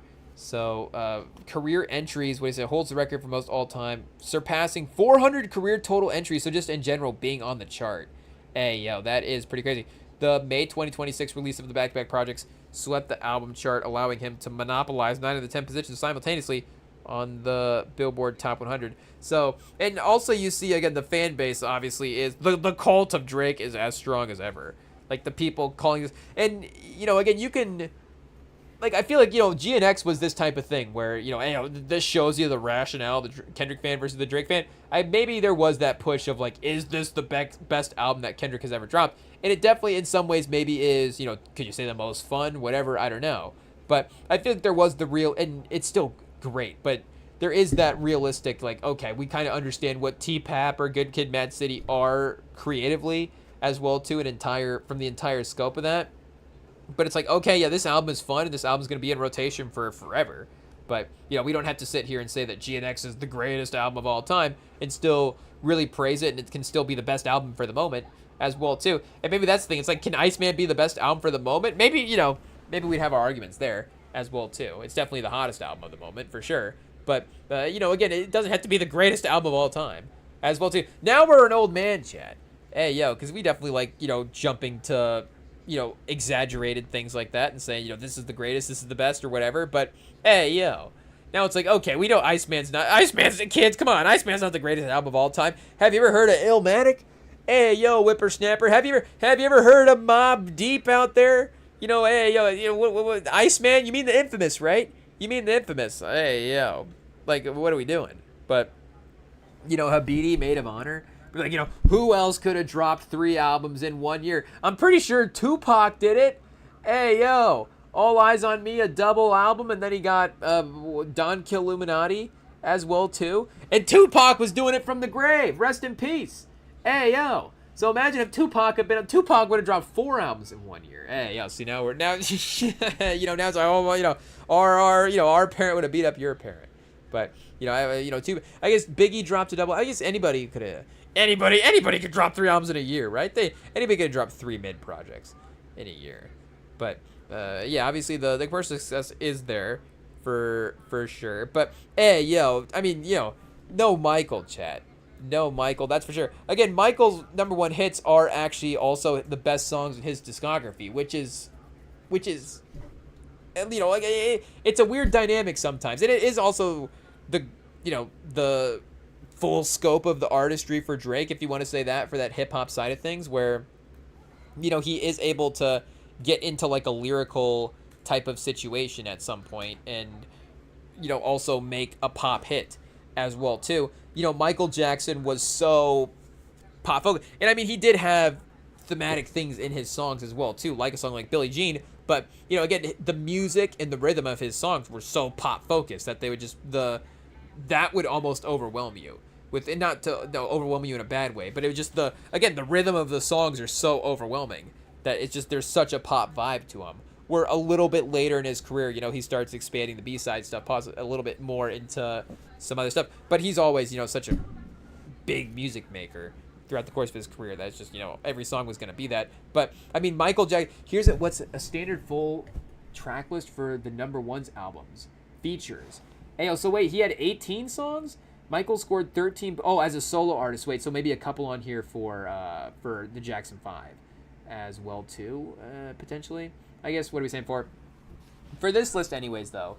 We've got Don't Stop Till You Get Enough, Rock With You, Billie Jean, Beat It, Thriller, I Just Can't Stop Lovin' You, Bad, Smooth Criminal, The Way You Make Me Feel, Man in the Mirror, Dirty Diana, Black or White, You're Not Alone, Earth Song, You Rock My World, Break of Dawn, One More Chance, and Ben. Hey, yo, chat. Hey, yo, wait a second. I'm trying to find more, number ones, I guess. Let me see the description of this album real quick and see what is going on. Oh, this is the actual page. I thought this was Wikipedia. Hey, yeah, we're just gonna end up buying this, chat. I guess we would. I mean, hot take. I would rather get Thriller or just Off the Wall, right? Just get both of those track lists. I mean, you might as well. It is what it is. But ranking Michael Jackson's number one hits to honor his 60th, his 2018. I guess respectfully, he wouldn't have dropped more hits since then. But I guess what do we got here? Let's verify the list and see. We got We Are the World at 14. Oh, wait a second. We got a 14th here for Michael? What's going on? I guess we've still got to, find the determining factor list. I guess, because, again, he does have features. Drake has features for his, but it's just as a solo artist. Like, he's not, as an artist, he's not the group. He's not Outkast. He's just Drake. But, so Outkast doesn't count. But, no, it just has a comparison. But what are we saying for Just Can't Stop Loving You, 13, Ben, 12. I guess we're not here for the ranking part of it. We can do our own ranking. But I was going to say, I don't know if there is a single, and this is where, the Drake fans are going to be like, Drake's greatest of all time. I don't know if there is a single Drake song, number one here, that is better than the number one Michael Jackson song. Like, honestly. Like, there are probably Drake songs, again, where, I don't know. Are there Drake songs that I would listen to over Michael Jackson songs? We could probably find them. I'm trying to think, what's the introspective lyrical cut that, again, like, just MJ wouldn't have that type of, like, rapping. It would just be more of, like, again, you're getting a different type of song, where first-person shooter mode is a different type of song. It's like him actually, dropping bars and going back and forth with another artist, pause. Like, again, Michael just wouldn't have been that style of lyricism for the most part of his career. But, obviously the vocal stuff. But, yeah, there is not one on here that is worse than the song that we're thinking of. Maybe, I have to queue up Earth Song. I feel like maybe I don't throw that one on enough. Hey, let me see what we've got going on here. Again, it's not gonna be worse. Is this gonna be worse than Nice for What? Hey, let's see. Do we have a little bit of an interlude going on here? Okay, we got a nice, like, harp getting us kicked off. Maybe this is a little bit of a slower song. I doubt it. It's gonna get there. I guess we gotta skip ahead for research purposes and see what's going on. Oh, okay. This is kind of a little bit of a slower song. Hey, maybe we just, again, like the more upbeat, dancey type tracks as well too. A 6-minute track. Hey, the fact that this song got number one, I'm just this shows you that Michael's crazy. Was this number one? Hey, we might have to assume that this is one of the filler tracks on here if they have 18 tracks and only 13 number one hits. But, was this an original track? Oh, number one's the greatest hip albums released, compilation, records, past. Oh, here we go. Here's the Wikipedia page. I guess we can just read this and see what is going on here. The album included Jackson's singles that were reportedly reached #1 in the charts around the world, hence the album's name #1. Also featured the last original single released during Jackson's lifetime, One More Chance, released 4 days after the release of the album.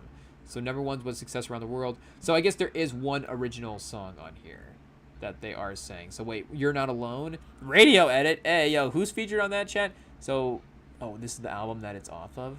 Okay, History. Song also off of History as well too. I guess, yes, that would be the album that we would not necessarily go back to. Or, you know, the albums, you know, obviously kind of everything through Dangerous is the more popular stuff that people, I think, revisit quite a bit. But, again, I mean, just that run itself is pretty crazy. You Rock My World off of Invincible. Break of Dawn off of Invincible. So, wait, we got, again, 16 tracks here. I guess I don't know exactly which ones didn't go #1.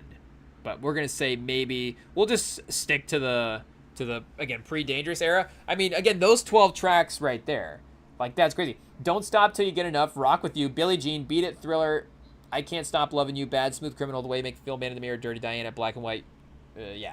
So, yeah. I mean, you know, again, you're talking about between Billie Jean, Beat It, and Thriller, maybe the 3 best songs in Drake's discography. Or, you know, in Michael's discography. You know, I was thinking, for Drake, I don't think his 3 best songs are even in his #1 list at all. So, and again, it's like we're saying, you know, he's got great songs, he's got #1 hits, he's got some that are both, but I would say that, I would honestly say, as I'm thinking about his list here, you know, I hate to say it, if I'm saying his best song, you know, I guess if we're going song structure, are we going the rapping ability, you know, if we set the tone for a ranking, it, you know, could determine, again, maybe a little bit differently how you look at some of the songs.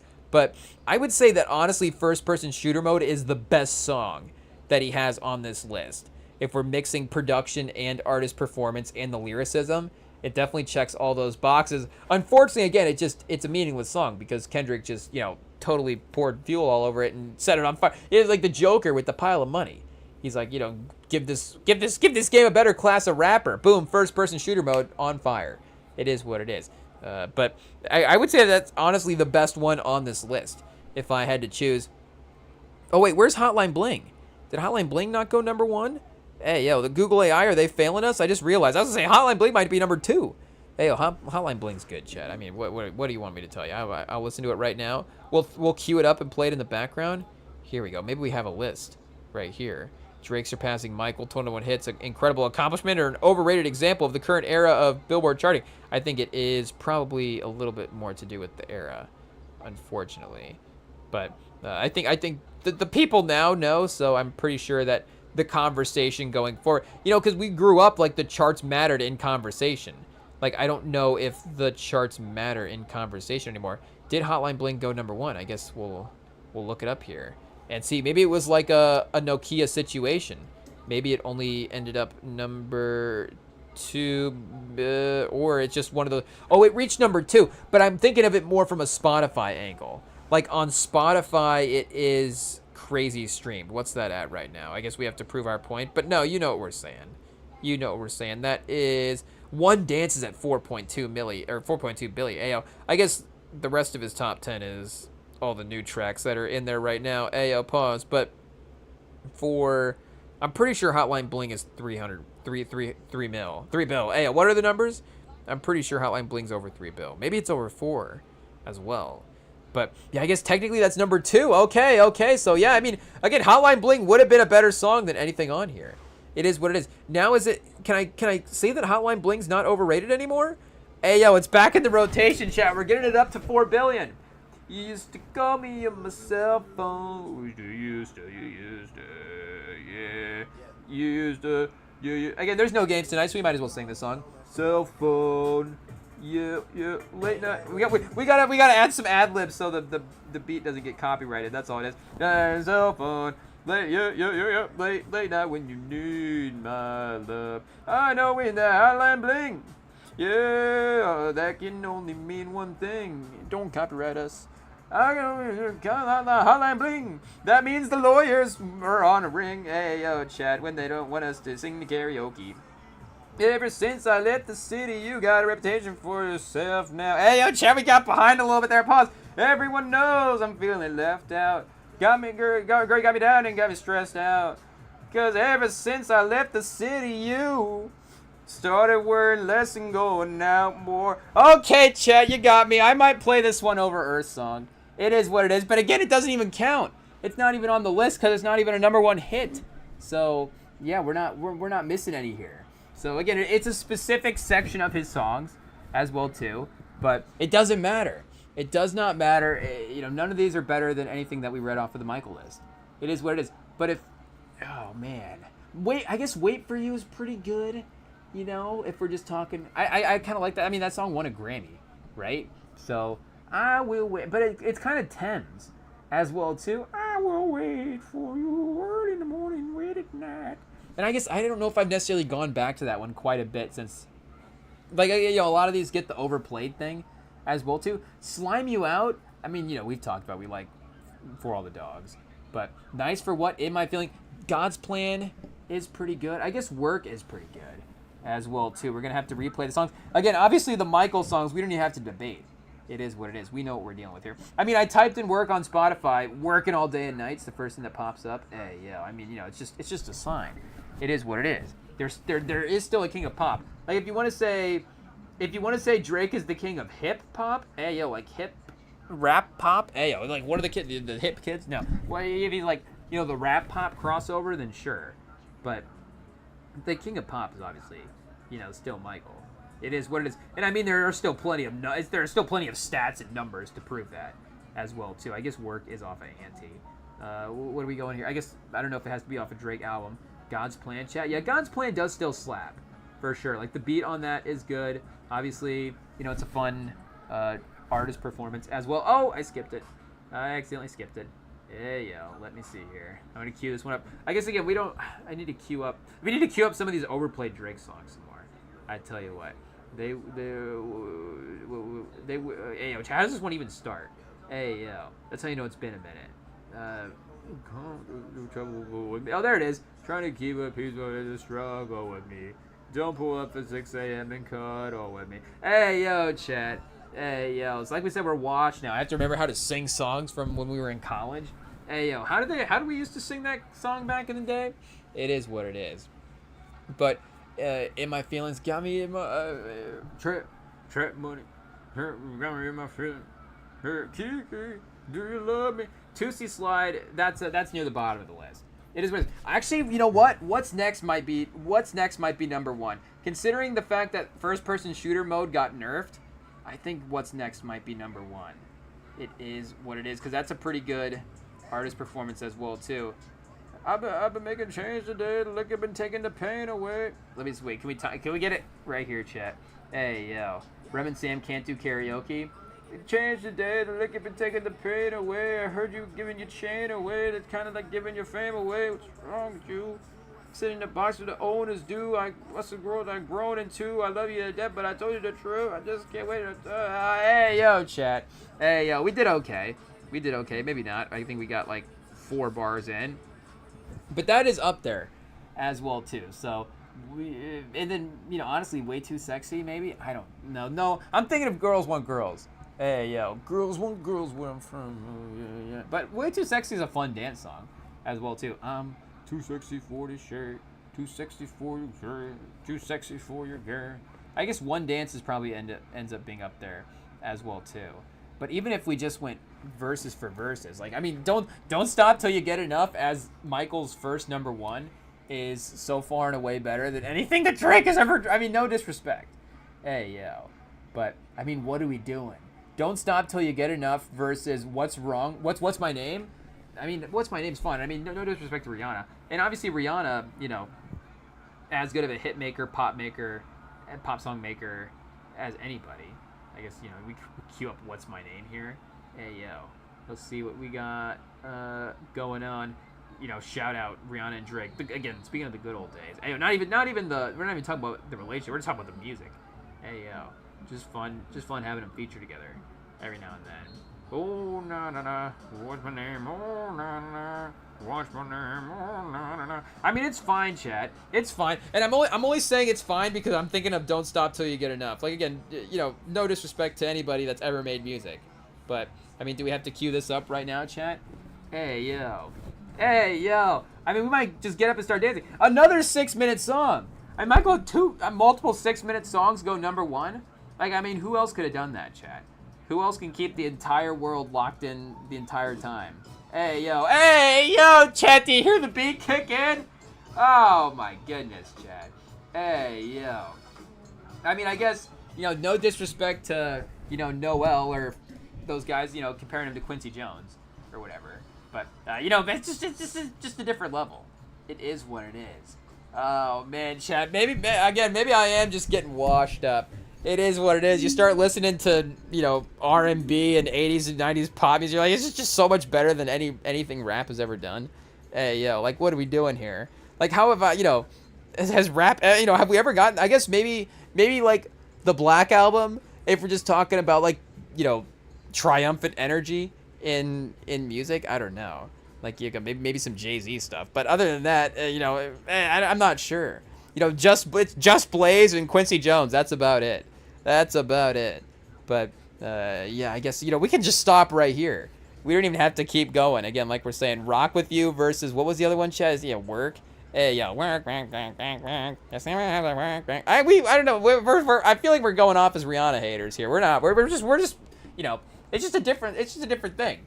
It's just Michael's just on a different level when it comes to making music. There's nobody, if we're talking hits, if we're talking pop attempts, if we're talking all that stuff, there's nobody that makes as good of pop. I mean, you can, if you want to test it, chat, I guess Whitney. Hey, Whitney's maybe the only other one. And, Whitney would, again, mix it up. So she would have some singing, some more, like, heartfelt songs. And again, she has such a great voice as well, too, that you're going to want to just get that vocal performance.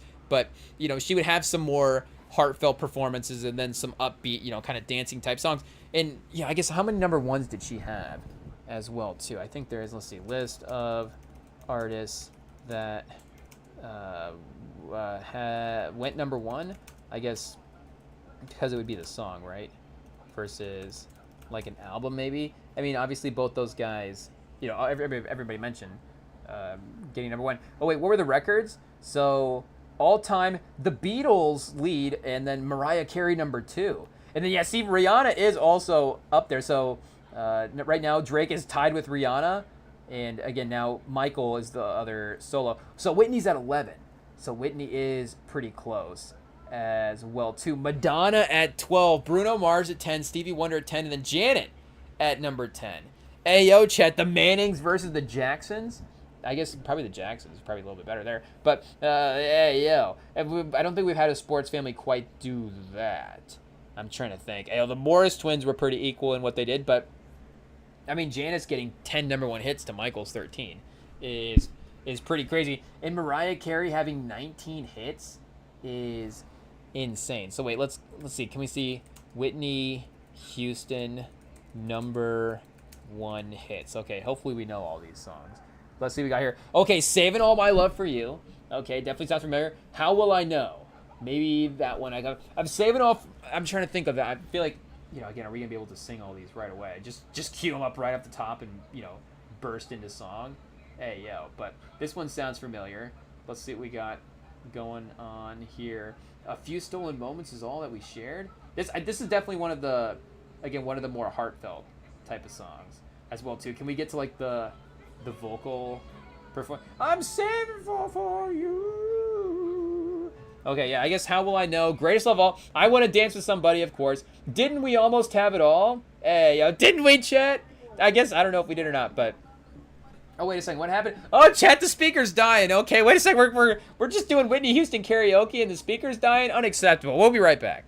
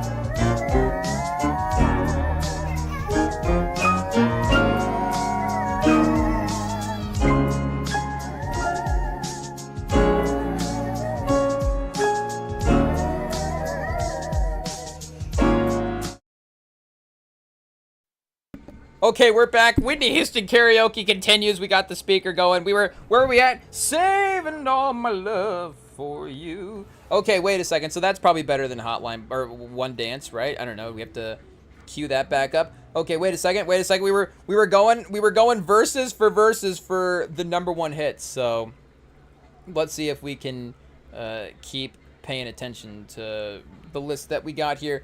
Yeah, we did say Didn't You Had It All, So Emotional. Where Do Broken Hearts Go? All the Man That I Need, I'm Your Baby Tonight, I Will Always Love You, and then Exhale as well too, making it to #1 on the charts. So, once again, I hate to be biased, probably better than everything that Drake had dropped, but we're really, taking the legends. Obviously taking the #1s at this point. Do we have to look up the Mariah Carey #1s? Hey, yo. What do we got? What's the Christmas song, chat? Hey, yo. Is that just every year it goes #1, it counts? I'm not sure. Visions of Love in 90 and Love Takes Time. I Don't Want to Cry and Emotionless in 91s. I Want to Be There in 92. Dream Lover 93. Hero 94. Fantasy 95. One Sweet Day 95 as well too. I mean, chat, we've got 3 years of multiple #1 hits. I mean, maybe we need to reconsider Mariah Carey's spot in the all-time list. Hey, yo, I don't know where we had her on the all-time list. We don't even really have one, but I just feel like she's too low. Whatever it is, she's too low. I honestly do feel like the Christmas song has become such a powerful part of the legacy at this point that she has kind of become the Christmas song person, and you don't think of her being the 90s pop star. I guess you do, but again, if you're talking about people like I'm probably the last. No, I'm the last person. No, I'm not the last person. This is my career. I'm just saying, like, guys our age, like me and Sam's age, mid-20s. I feel like we're probably in that last part of, like, maybe really knowing what, Mariah Carey's, like, has that legacy beforehand. But I don't know. Hey, yo, does the 20 and under crowd know about Mariah Carey like that, or is it just the Christmas song? Because I mean, and it's not even. Sometimes I even overestimate, people our age as well too. Because I mean, like we've said it before, I've talked to people, and I'm like, you're like 2 years younger than me, and how do you not know who Denzel Washington is? Like, what are we doing? But culture and eras and celebrity and what people are paying attention to, just it's not even who the celebrities are, but it is who celebrities are, but like where the celebrities are coming from. Obviously, like things like YouTube and Twitch and things like, it's like people aren't even paying attention to movies in the same type of way. So movie stars are just different. It's like they're not even knowing movie stars in the past because they're not paying attention to movies in the same way and things like that. It's like people aren't paying attention to music. People are listening to AI artists now. I guess that's probably why Janice is #1, right? Because before that, the Janice song, because not Janice the artist, we're referring to Janice the song because we're a family friendly pod. But what are we saying for the song? It's got AI artists to compete with. Hey, yo. So obviously maybe the competition. Drake in this era, chat. This is like the era specific. Like MJ's doing this in the 80s and the 90s, like the best era for music of all time. And Drake got the #1 hit versus an AI artist. It's not even a real person. It's a robot. Like, can we look up the current chart? I don't even know who else is on the current chart. This is how you know I'm washed. Who are the pop stars? Is Olivia Rodrigo on the chart right now? Hey, yo. Can Gemini just tap in for us and see what's going on? Current Billboard Top 100. Let's see what we got here. Hey, yo, okay. Oh, a playlist? Do we have the playlist here? It's just all Iceman, chat? That seems like Apple Music bias. This is how you know the Billboard chart is screwed. Hey, yo. But maybe they are. Here we go. Ella Langley. We do have another name up here. Is that a country star? That maybe that is a country star. I'm not sure. Oh, we got Bruno Mars at 16. Oh, Olivia Dean at 17 as well too. Yeah. I mean, it's kind of the same artist, I guess. Oh, and Rodrigo. She did just drop a single recently. Oh, Pink Panthers still up in the. Oh yeah, Ella Langley and Morgan Wallen, so she is a country star. But Pink Panthers and Zara Larson, Stateside. So I guess they got peaked at #6. 20 weeks. Whoa, I've never heard of this song. It's been out for half a year. Hey yo, we need to lock in more. Folded with Kalani making the list. Michael Jackson's still on the Billboard. I mean, Chad, this just proves you what we're talking about. I mean, I guess the question will be not even we're not even talking about, when Drake's gone, but just, not to, we're talking that, 200 years from now. But, we're talking like Billie Jean dropped, how long ago did that drop? 40 years ago, 50 years ago at this point? Even if Michael was still alive, rest in peace. Like, the fact that the song has just in general reemerged 50 years from when it dropped is crazy. So, are there going to be any Drake songs that reemerge 50 years later and, become successful? I guess the question will be the Drake biopic, right? Like when they do the Drake biopic, will Drake act in his own biopic? Will it be like the reverse 8 Mile pause? Where it's like Drake's old, but he's trying to be he's using like AI DA. It's like The Irishman and 8 Mile. Hey, yo. That's like Drake with de-aging technology trying to make it in the rap game when he's like 62. But he's like trying to be younger. I guess that is the weird thing about the De Niro. Do we have to go back and look at that? Hey, yo. Because I remember seeing like the Pacino de-age. Like, they de-aged him to like 45, 50. It's like, hey, well, if we're gonna de-age him, we might as well just, can we see what the technology's capable of? I guess we did it with Gemini Man a little bit. Like, I guess shout out. If we were talking about the most de-aging that's been done in film, like that might be up there, because I don't know how old how old's the second Gemini Man, I guess. And we have to look up, I guess, exactly how old Will Smith's now. Will Smith's not 60 yet. Is he? He could be one of those guys. We look him up. He's like 62 and you're like, "Oh, Will Smith is like, obviously still looks great." But I guess he could also be like 52. As well too. Again, you just don't know. He's ageless. But Pacino, de-aged. Let's see if we can see what. Oh, I guess see what we got here for images. Oh, I guess they do kind of. Yeah, see, that's not too bad, right? It's honestly just like it's not even de-aging technology. It really is just like a Snapchat filter. I remember them thinking like, oh, we've got this crazy new technology for The Irishman, and it's like, do ya? Do you really? Because I don't know. It's like, De Niro. It's just like they clean up some of the skin, skin stuff, and it's like, hey, he looks maybe 5 years younger in this. Like, it's I don't know how much it cost for the Pesci chat. Pesci doesn't even change. Hey, you might as well have like colored his hair or something. Like at least give him some hair dye. And like, okay, I honestly I remember when that just used to be the thing, chat.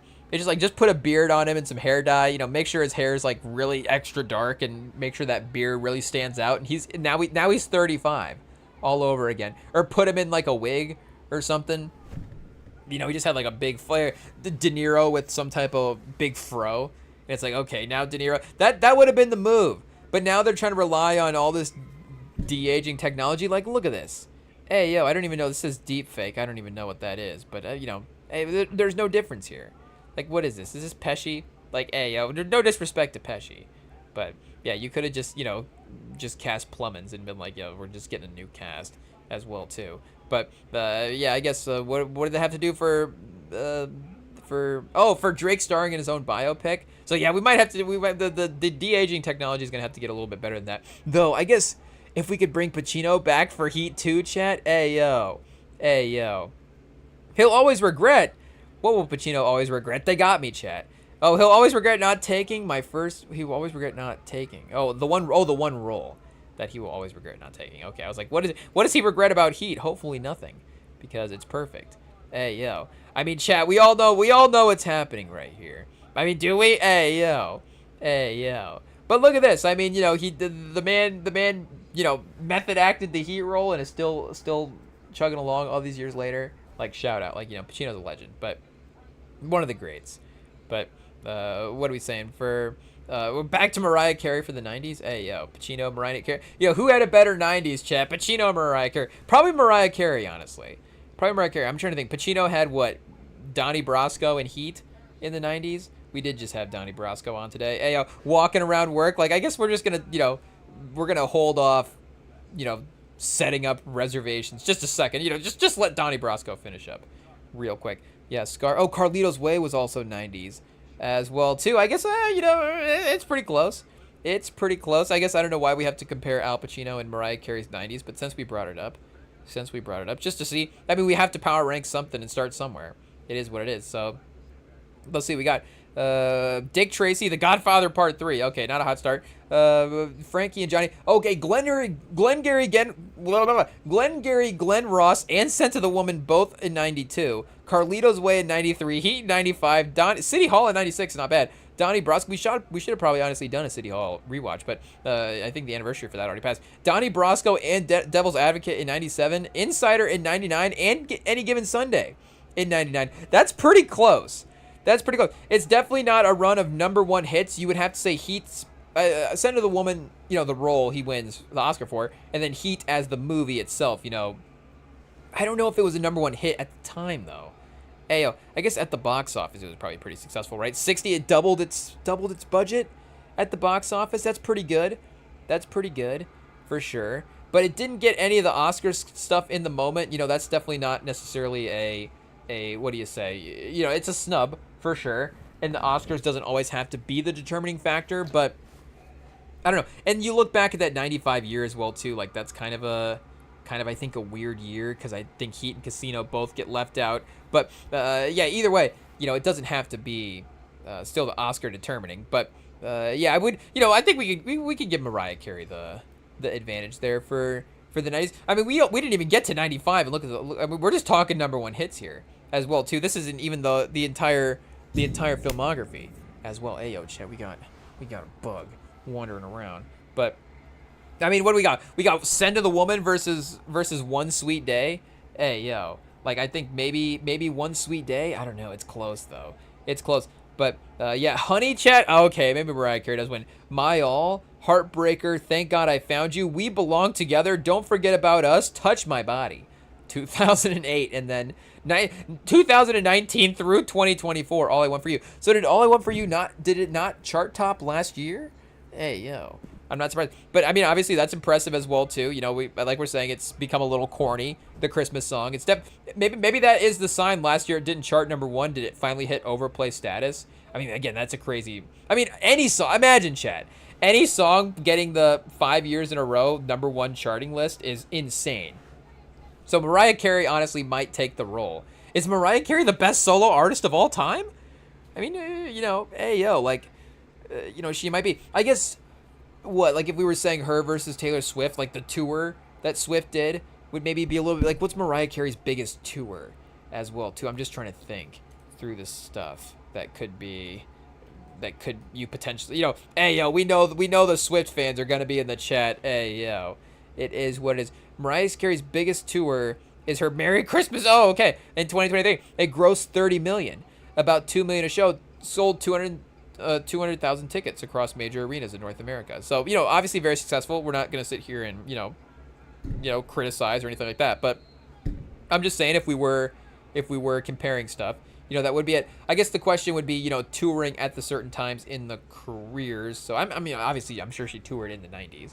But, it would have just been probably a little bit different compared to touring now as well, too. Who else is, I guess, like we said, Whitney. I guess, the names that were already mentioning.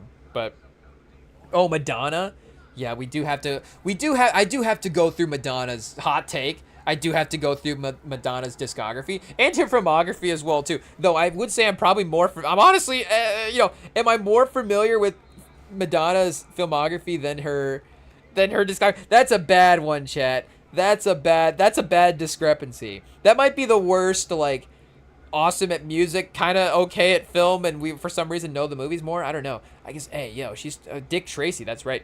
Who's That Girl? I guess we got to give Madonna her respect, right? Body of Evidence. Hey yo, A League of Their Own. Yeah, I guess that's iconic, right? Madonna's a good actor. Last Role, 2000. I guess, yeah, didn't do a lot like when we were growing up watching movies, like actively starring in roles. So I don't know. Bring Madonna back in film, but what's The Four Rooms? 1995. Hey yo. Oh, Tarantino. Oh, Tarantino's in this, or he wrote this. Hey yo, he just stars in this, I guess. But the story is set in a fictional hotel. I don't know. Maybe, I don't know if we'll check that one out or not. Bloodhounds. The Bloodhounds of Broadway. Maybe we'll check this one out. Hey yo, what is going on here? The comedy film based on 4 Damon Runyon stories. The Bloodhounds of Broadway, A Very Honorable Guy, The Brain Goes Home, and Social Error.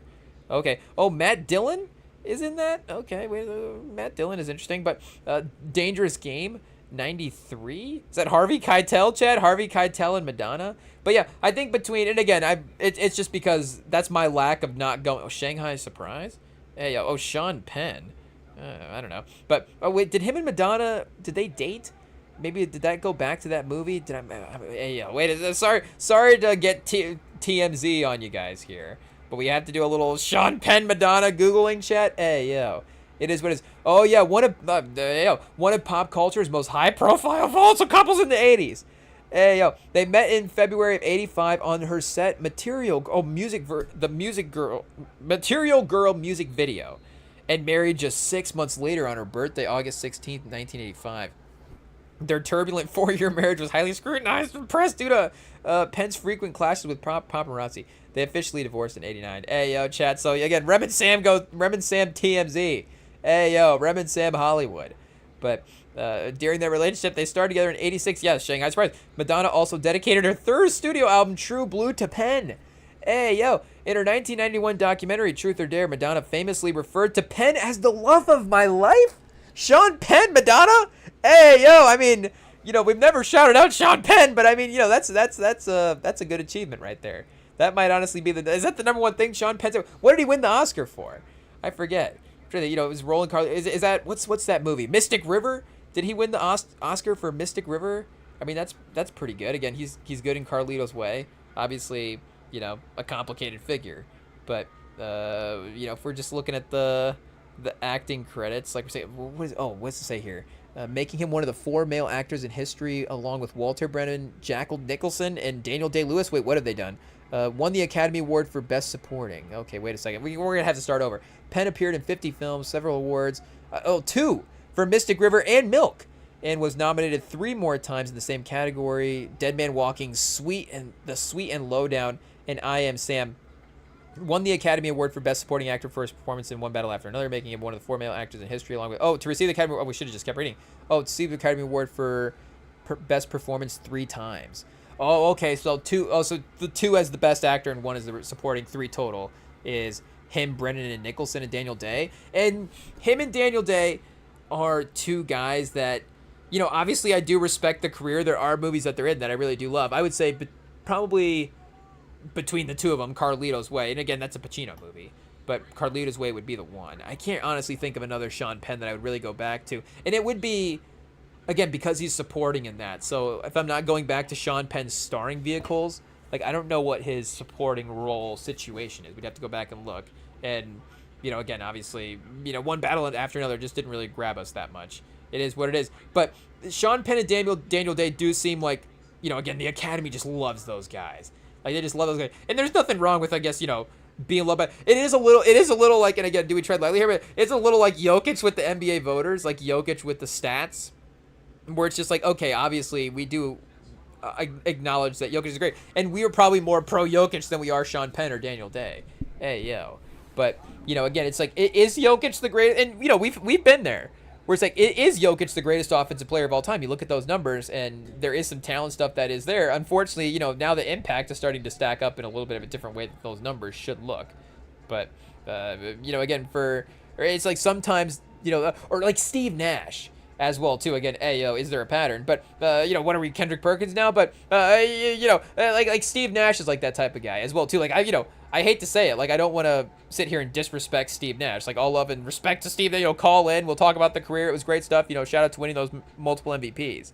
But, you know, hey, yo, it's just interesting to look back at sometimes and see what was going on there. But shout out to Nicholson. You know, Jack Nicholson, good guy. Walter Brennan as well, too. I guess shout out. You know, maybe we do some research on his movies. But, yeah, what do we... Sean Penn and Madonna. That's what we were talking about.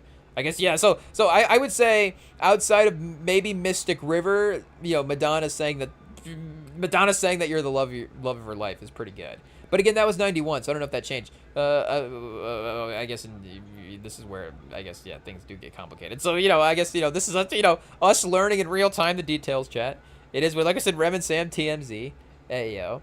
But, like, you know, I guess this is one of those things, like, you know, we kind of know some stuff. It's like, oh, you know, is Sean Penn up to this stuff? It's like, okay, you know, maybe we heard about this, So, you know, again, connecting the dots in real time. But what's to say? Current relationship. The two eventually reconciled and have maintained supportive friendship over the years. Penn often spoke warmly about her, reflecting on their time together during interviews such as the Louis Theroux podcast. Okay, I don't know if we'll be queuing that one up, but yeah, I guess we were right to assume that there was a history there. I guess it is one of those things that, like you're saying, even if we don't know about it, we know about it. Somehow we heard about it, and it was just in the subconscious that Sean Penn and Madonna were together at one point. But I guess back to Mariah Carey, or no, we were talking about Madonna. I guess, like we said, we can't. Well, we could look up Madonna's #1 hits. I don't know if I can necessarily, do a Madonna versus because, I need to be more familiar with the songs. But we can see what we have here. I guess this could be the good place to start, right? #1 hits. Let's see if we can get the list of what's going on here. 12. Like a Virgin, Crazy for You, Live to Tell, Papa Don't Preach, Open Your Heart, Who's That Girl, Like a Prayer. I guess, unfortunately, Deadpool, we do know that. I'm saying unfortunately because it's unfortunate that we have to know it from Deadpool. But Vogue, Justify My Love, used to be my playground, Take a Bow, and Music in 2000.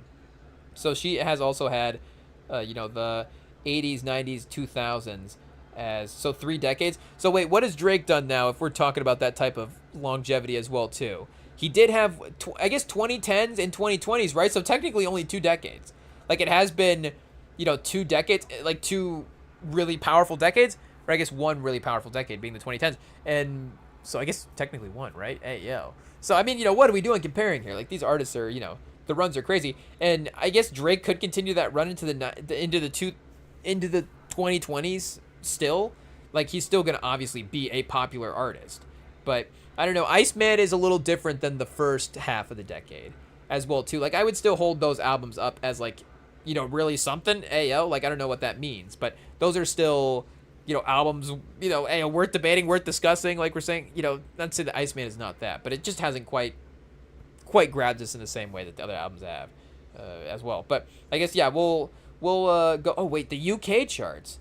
We also have a couple on here for Madonna, maybe adding to the total. But we'll definitely start with album 1, track 1, and just go through the discography and see what we got here. But 12 Billboard Hot 100 charts, holds the all-time record for most #1 U.S. dance club songs with over 50 chart toppers. So I mean, that Madonna as the #1, dance music artist of all time. I mean, that's definitely a pretty reasonable take. For sure. I honestly think that, I guess that goes to pop music as well, but that would be MJ, like we were saying. MJ versus Madonna. I guess MJ does have to take the crown there. It is what it is. But yeah, I guess it's close. Madonna versus Drake. We'll have to get back to you there on what our opinion is on that one. I guess do we just give Madonna the answer for now? Just give her the title for now over Drake as the better #1 hits. So is Drake the worst on this list? I guess I honestly we'll rank Drake over the Beatles. Shout out to the Beatles. We might just flip the list around totally at this point. But I don't know, 20 #1 hits. Like just because I can't name #1 Beatles songs, obviously, what does that mean? But like we're going back to these songs. 64. I mean, come on. There was just nobody else to listen to back then. What are we doing? I want to hold your hand. She loves you. Can't buy me love. Love me do. There a hard day's work and I feel fine. All is out. The 64 Beatles were obviously unstoppable. But after that, 64, 65, 8 days a week, Ticket to Ride, Help, Yesterday. I guess Yesterday. Yesterday is the one that has really lived on. Yesterday.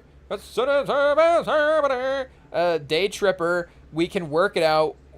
Paperback Writer, Penny Lane, all you need is love, Hello Goodbye, Hey Jude, sounds more familiar than it is, but I don't know if I can cue that one up in my mind. Get Back, Come Together / Something, a double-sided hit, and then Let It Be in 1970. So yeah, the one song that I can sing, and again, this is just the artist that we listen to, what I go back to for music. The one song that I can think of off of this list is Yesterday. But maybe I'm not alone there. So, and I don't know, the Beatles are, I think, still popular. Obviously, Abbey Road is still like a cool thing. Like, I think it's like a, if you're into that type of music, like that album cover, that vibe, that aesthetic, it's still like a, if I can say this respectfully, like a basic thing to get into in a good way. It's like rap people getting into Illmatic or, Ready to Die or All Eyes on Me. Initially it's like, those go-to popular things that you find for the legendary stuff. But for again, the Beatles, I don't know if they're aging that great, but I could be totally wrong. I could be absolutely totally wrong. But I'm just trying to think. I'm just trying to reflect also, like, in our friend group. Again, I don't know if people are listening. Like, I don't know what kind of music do you even listen to if you listen to the Beatles? Because they are, I guess, like, technically a rock group. I guess, however you want to talk about how the charts were divided back up. Definitely real. But, is it more, it seems it's a little more of, like, the indie type of vibe. I don't know. I'm just throwing out there. It's like, anybody alone in their bedroom, it's like, it's indie. But, I guess that there's like something there with that Beatles aesthetic that, I maybe can visualize more than I can verbalize. Probably not great for what we're talking about here. But either way, ChatGPT, cook us up an image of a Beatles fan. In 2026. But yeah, I just don't know, even if like Frank Sinatra, I feel like Sinatra of the 60s guys is maybe aged a little bit better than the Beatles if we're just talking about like songs. I don't know if I can name like 20 Frank Sinatra songs. Like, how many number one hits did Frank Sinatra even have? But maybe more than Frank Sinatra number one hits here. Let's see what we got. He officially had 3: Learning the Blues, Strangers in the Night, and Something Stupid. So, okay, maybe not the legendary chart topper that we're thinking of, but still, again, if we're talking about in the Spotify era, the songs, and I guess we can check here. Are the Beatles streaming more monthly listeners than Frank Sinatra? I bet they have to be, right? Hey, yo, that might be a bad look if they're not. Let's see what we got here. The Beatles are at 36 million listeners per month, so they're doing just fine. They are at 150, 149 right now in the world. So who were we just saying? Oh, Frank Sinatra. Frank Sinatra, is he in the top 200? Let's see what we got here. Frank Sinatra, 18.3. Okay, obviously not way off, but I don't feel too bad. He's still pretty popular. But, I don't know. I guess we like Frank Sinatra more than the Beatles. You got us, chat. It is what it is. What can I say? I did it my way. Hey, I guess he's unranked, chat. Frank Sinatra, unranked at 18.3 million. It's okay. What does it say here on his Spotify page? It says, Frank Sinatra, arguably one of the most important musical voices of the century. He is the only real rival to the title for Elvis Presley and the Beatles. I guess that, again, that's straight off of the Frank Sinatra Spotify page, so they're definitely gassing him up there a little bit. But I don't think that's wrong. Well, I guess we could probably do a little bit more research and see what's going on there. But either way, for that era, he is definitely popular. Presley, I would say Presley, Drake over Elvis Presley. I'll give him that, chat. As much as Elvis Presley is cool, and I guess they're both the one-name artist, right? Like Elvis, Drake, they're similar vibes there. He also has 30 number one. He claims 30 number one hits on his number one hits album, I guess. But I don't really know any of these. Don't be cruel. I guess we know like the Elvis voice, right? The kind of the cadence of how he talks, but the actual songs. I guess Hound Dog. Like, I ain't nothing but a hound. Jailhouse Rock, I guess I know, like, the name of it. I don't know if I really know how that one goes. Oh, chat, what is this? Track 10, Hard-Headed Woman. Hey, yo. Do we have some lyrics for this song? Elvis Presley's Hard-Headed Woman? What year was this released? A rock and roll song recorded by Elvis Presley, 1958. Written by Claude Demetrius. Shout out. Most notably recorded as a rock and roll song as part of the soundtrack for his motion picture King Creole. Hey, yo, chat, Elvis Presley was just wilding back in the day. It is what it just is what it is. The song centered around the idea that women have been trouble for men since the beginning of the world. Oh, chat, the point is illustrated through examples of biblical figures, Adam and Eve, and Samson and Delilah and Jezebel. Oh, man. Elvis Presley had some feelings to get off his chest at this point. Maybe he just had has had a breakup or something. It's just getting progressively worse. He's like, oh, the women are like Jezebel. Hey, cast a spell. Hey, yo. I guess this song did go platinum. It sold 1 million copies, so people were bumping it back in the day. Number 1 bestseller in stores. Cashbox Top 100 number 3. Singles chart number 2. So it got close.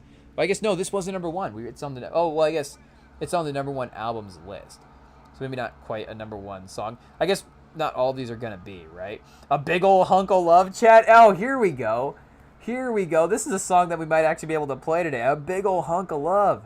Hey, yo. Somebody sample the lyrics for this. Can we get Big X the plug, chat? Something, next time he's can he get a hook? Just a big ol' I'm a big ol' hunk. I guess we can't do like the Big X voice really that well. I guess let me see. I guess we tread lightly, chat. We do it because we're a fan, right? Are we if we like his music, are we allowed to? Is that the rules? I don't think so. But what's the one that's been bumping this year a lot? The 6WA. Let me see if we can cue this up here real quick, chat. And can we attempt a Big X the plug impersonation? Hey yo. We have to really deepen the voice here and see if we can get. Oh, that's right. We have the Eazy-E type of intro situation here. Big X, and I were with the clip they call 600 way before all of this rap. I was outside trying to get money. I guess we can't really do it, chat. But maybe a big ol' hunk of love. I guess he could probably make it work, and flip it into something. Take it back, chat. Take it back. But let's see if we can get recording. Big ol' hunk of love, a hard driving rocker, was recorded at Elvis' first and only session during his 2 years of Army service. The session took place in '58 in Nashville. It was the first session that did not include no Scotty Moore, chat, and no Bill Black as well too. Apparently the group was falling apart. The recording featured Elvis's drummer DJ Fontana, backup vocals from the Jordanaires, who contributed to Elvis's work. Appearance. Okay, so we don't really we can get the history of Big Ol' Hunk of Love over here, but release and chart performance was released as a single with My Wish Came True as a B-side in both the United States and England. The single, it was third release, blah, blah, blah, blah. The A-side spent 2 weeks at number 1. The B-side also peaked at number 12. Also, see, this is where he's bulking up the performance of the number 1's album. So, like, the A-side of this, I guess, was Big Ol' Hunk of Love the A-side, and then My Wish Came True was the B-side? Or am I getting that backward? It reached number 12. Okay, My Wish Came True reached number 12. And then I guess Big Ol' Hunk of Love reached number 1. I mean, how could it not, chat? I guess we just got to cue this up right now. Is there a cover version? Is there, like, a new version? Hey, yo. Can we get, like, Leon Thomas Big Ol' Hunk of Love cover or something like that? Let's see what we got here. Big O, I guess Big O. Big Hunk O, I guess Big Hunk O Love. Big Hunk O Love. Elvis Presley. Let's see what we got here. Okay, multiple versions. Elvis Presley and the Royal Philharmonic Orchestra? Did we cue that one up? Hey, yo. I didn't know this was going to be such an angelic song, but let's see what we got. Big Ol' Hunk in Love? Big Ol' Hunk O Love. Okay, we'll just obviously cue up the first one that we get here. Oh, chat, okay. Classic Elvis vibes. Hey, yo. I guess, maybe. Hey, baby. Hey, big ol' hunk. Hey, yo. Okay, chat. Hey, yo. Hey, yo. Can you spare a kiss or two and still have plenty left? Hey, babe, I ain't asking much of you. Okay, well, just a big ol' hunk of love will do. Okay. Yeah, how do you like that? I guess maybe I thought he was, I thought he was referring to something else. But he's talking about I guess maybe he is. I don't know. He's in the military picture. But, well, maybe we keep it moving. I don't know. But we're starting to get crazy, chat. You were just a natural born beehive filled with honey to the top. Whoa, chat. Hey, yo. I ain't greedy, baby. All I want is all you got. Hey, baby, I ain't asking much of you. Just a big old hunk of love will do. Hey, yo. I'm going to ask my grandma if she knows about this song, because make no mistake. Who loves Elvis, chat? Take one guess. Just take one guess who loves Elvis, or, I guess I would say who loved Elvis, but, let's be honest. Who still loves Elvis? It's definitely our grandma. It is what it is. So I'm going to ask her if she, I guess, I don't know. Can we? I don't know. But it's just, it's too funny, chat. It's too funny. We'll have to make the call on that one, I guess, next time we see her. But no, we'll have to see. Maybe we get like the record for. I don't know. I've been a little. We've been getting some records for her record player, and again, she loves Elvis, but I don't know if I've wanted to spend my hard-earned dollar on an Elvis Presley record. It is what it is. But maybe we have to. Maybe we have to. Out of love. Just get an Elvis record. just so she could, I guess, yeah, maybe, as I'm saying it, I don't know. But either way, I guess maybe we don't look at this song anymore. Chat, we just keep it moving.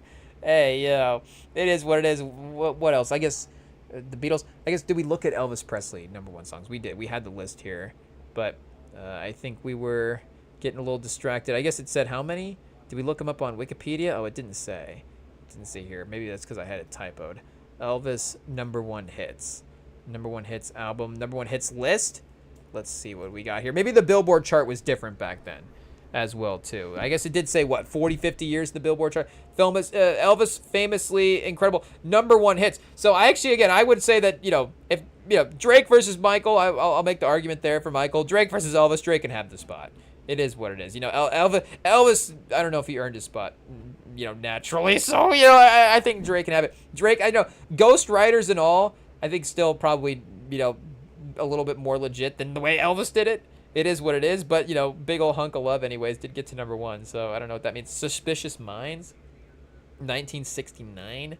Hey, yo. Who else would not be on this list that we can think of? Again, if the Billboard charts were different earlier on, then maybe some of the 60s and 50 guys wouldn't be as applicable here. But Stevie Wonder, I guess Janet Jackson for sure. Stevie Wonder as well too. I mean, Stevie Wonder definitely dropping a better album.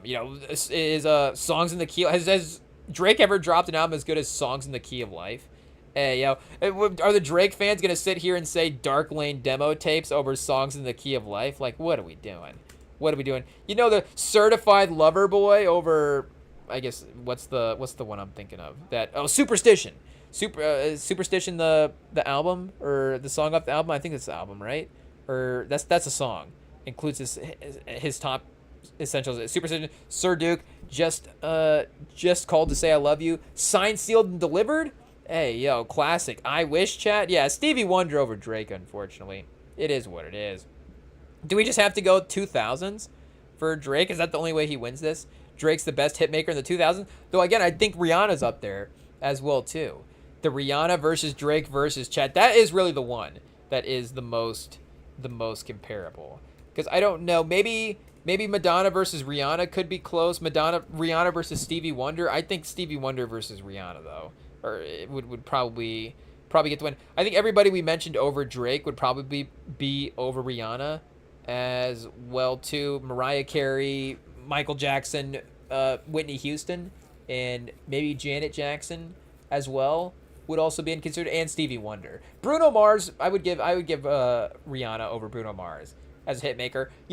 Bruno Mars has not dropped as many songs, so maybe there's a percent. Bruno Mars might have the highest percentage of hits, honestly, in his discography, being #1. 10, and he's dropped like 100 songs, and it's 10% of his songs go #1.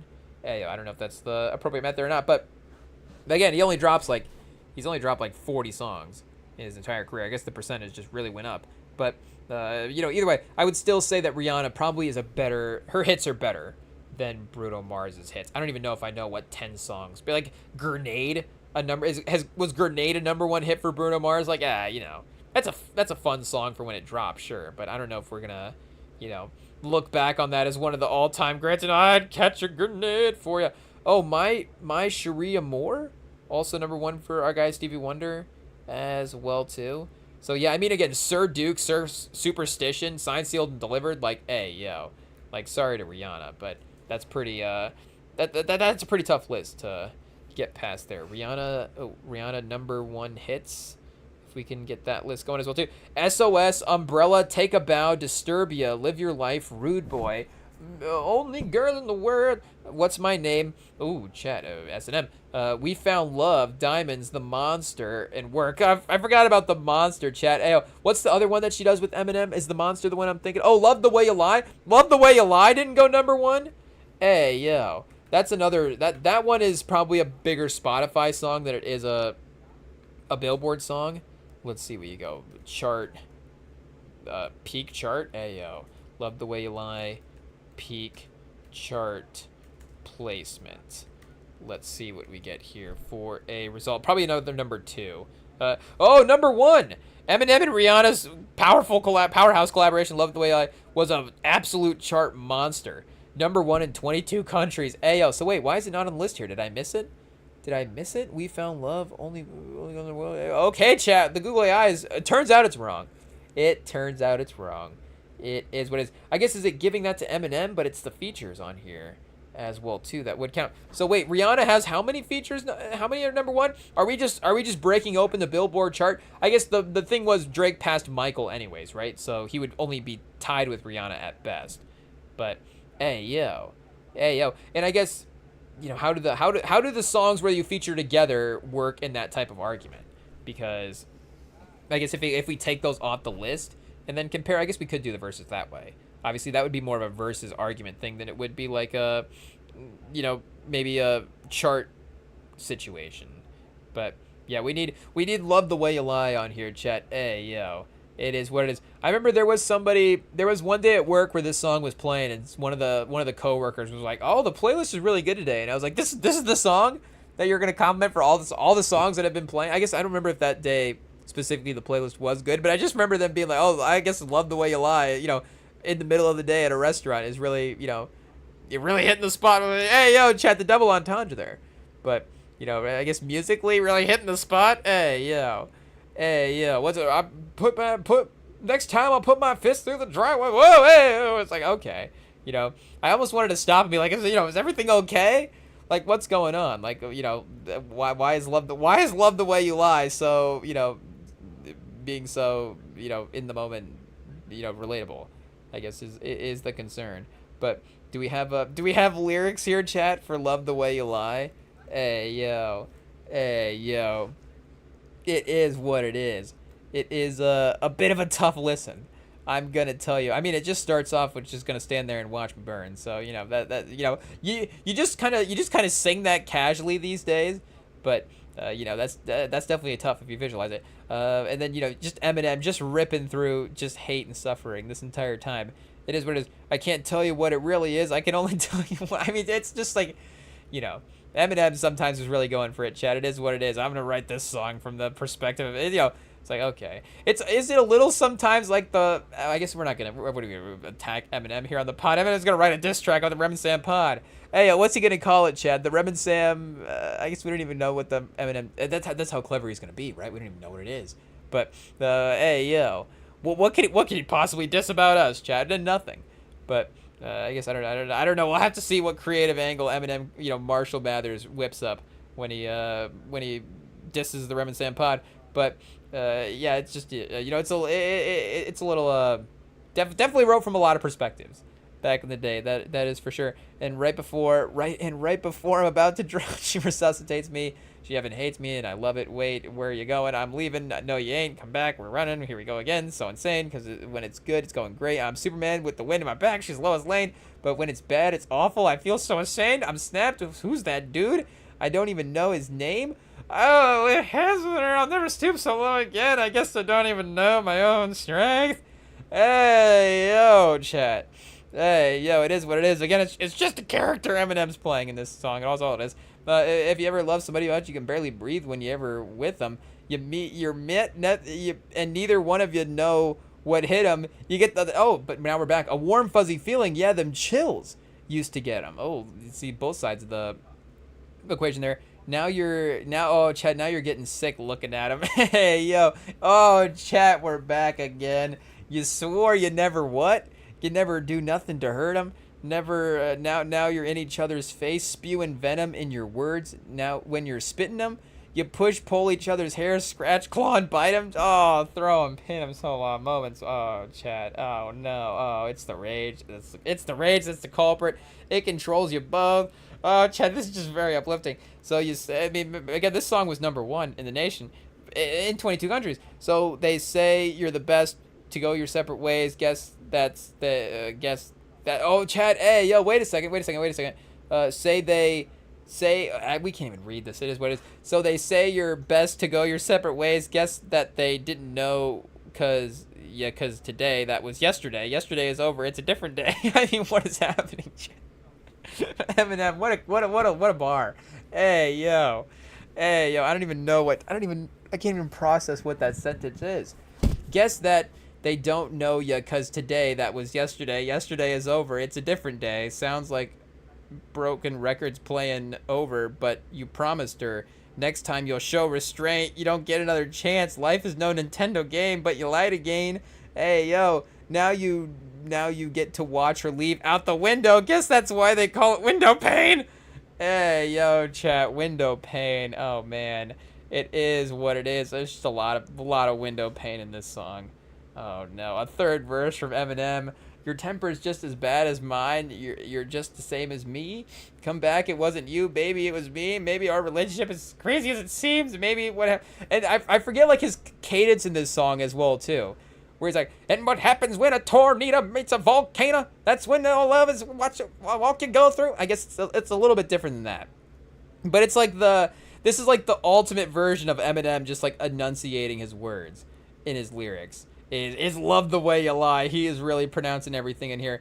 Next time I made my fist at the drywall. Next time, I guess do we have to cue it up, chat? Hey, yo. Like we said, it's Rem and Sam karaoke tonight. If we're gonna listen to Big Ol' Hunk of Love by Elvis, we might as well just listen to Love the Way You Lie. This would be the weirdest karaoke combo of all time. If we requested Big Ol' Hunk of Love by Elvis, and then what's the name of the song? Love the Way You Lie.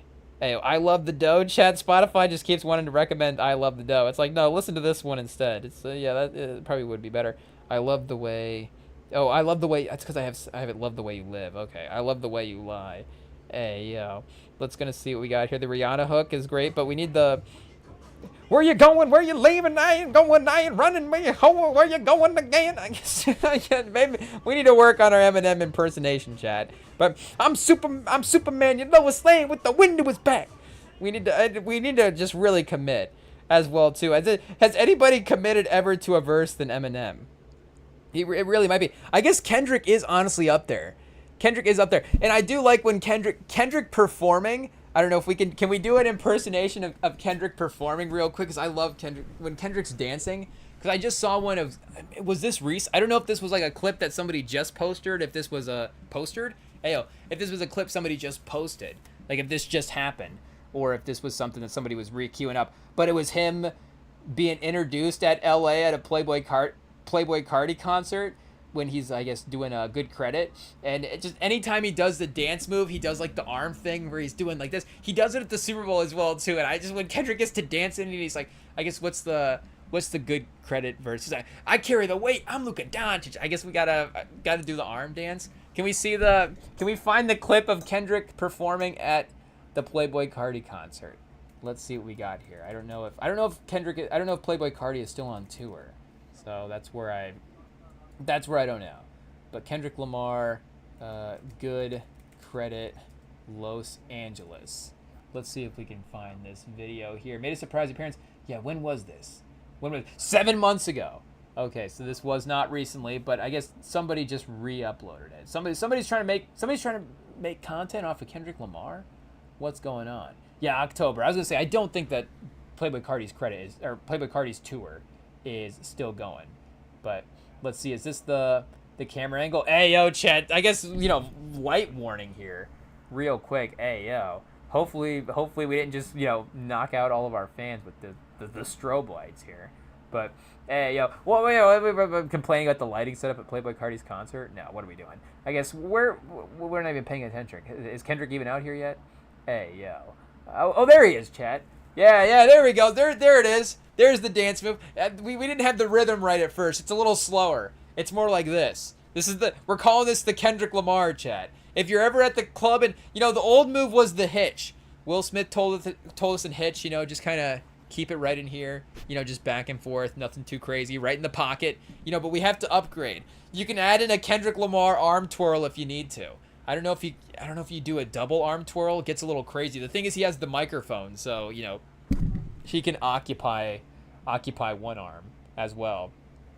And he will also do the dance move where he looks down as well. I'm seeing the Family Ties performance. I think he does that in here where he looks down the whole time. He does that in All Right, and he just I don't know if he just doesn't want to see the crowd or something, but yeah, Kendrick Lamar dancing is great. Hey, we might have to do a whole Kendrick Lamar dance episode. Again, a lot different than Michael, That's for sure. I don't know. The choreography between Kendrick and Michael is a little bit different. That is for sure. The one thing that Drake and Kendrick can't do at all compared to Michael. They can both drop music. They're both amazing hit makers. The one thing they cannot do compared to Michael is dance. That is for sure. I guess we don't really have... Do we have a rapper dancer? Hey, yo. Again, I'm thinking like the R&B guys are all the dancers. You know, they all get into singing. Hey, yo, I'm mainly thinking of Chris Brown. But who else? Who else is a good dancer, chat? Ayo, besides Chris Brown, I guess Chris Brown and Usher are the two guys, right? That get the MJ comparison, and then it's Drake. But Drake can't dance. Best rapper dancers. Can ASAP Rocky dance? Like I imagine that he can't not dance. But Missy Elliott. Ayo, shout out. Offset. Oh, okay. DaBaby, known for his complex choreography and his music videos. According to the Google AI, it's saying, I guess for modern guys, DaBaby and Offset. Tupac, rest in peace, and then it says Chris Brown as well, too. But again, Chris Brown, not a rapper in the way that I'm thinking. So, and Offset, Offset did do an album cover where he posed as Michael. Oh, wait a second. Surprising gifted Popper and Locker? Wait a second. He actually performed as a backup dancer for Whitney Houston and TLC? Is that true? Offset, call in. Hey, yo, IT, get Offset on the phone. We got to ask him about this. What is it? Can we DM Offset right now? Wait a second. You were a backup dancer for Whitney Houston? How many followers does Offset have? Is he going to answer our DM? 23.2 mil? He can, Hey, yo, 23.2 mil, and how many chicks with just a fan are just DMing him right now? So I don't think he's going to respond to our question, but hey, yo, it maybe something. Signed it. Oh, he signs his letters set? That's kind of cool with the dollar sign. Hey, yo, turns out Offset's pretty cool. But, international tour here. Look at this. Offset doesn't even perform in America. Dubai, Canes, Madrid. He just wants to go on vacation, Chad. I mean, what is this tour? Is this what he was just on, May? This is where he's at right now? Where is he at? I guess we're not going to give up his location. But Morocco? Hey, yo. I mean, chat, what is this tour? Dubai, Canes, Madrid, Cologne, Germany, London, Florence, Stockholm, Prague, Bucharest, and then Morocco. I mean, he's just doing the Hitman. He's doing the Hitman luxury tour. Hey, yo, the luxury Hitman tour. The John Wick is on a mission tour. Chat, that would be sick. The John Wick tour. Can you do that? Can somebody do that tour? Hey, yo, the action movie tour. I mean, I hate to drop that idea in at the end, but it is what it is. Somebody needs to cook up the action movie tour and do a tour at all of the locations where action movies have been set. So, I mean, the problem would be, I guess, like the amount of locations. You're going to do like a 3-city tour. But like the Gray Man, like how many, hey, we're just a Google machine tonight, chat. How many cities does the Gray Man visit? I guess maybe like Bond as well too would also be up there. Oh, look at this, we have a locations wiki fandom. Okay, chat. Oh, it would be about 6. So you could go to Bangkok, Thailand, Langley, Virginia, the location of the CIA headquarters. I guess that would be like around where Pusha T is at. So there's a fan base there for music. We got Azerbaijan, and then Austria, the Czech Republic, and then France. The Chateau de Chantilly in France. The location substituting for the final Croatian... that was actually supposed to be Croatia, I guess. But so you could go Czech, Croatia, Austria, Azerbaijan, Virginia, and Thailand. Chat, what a tour.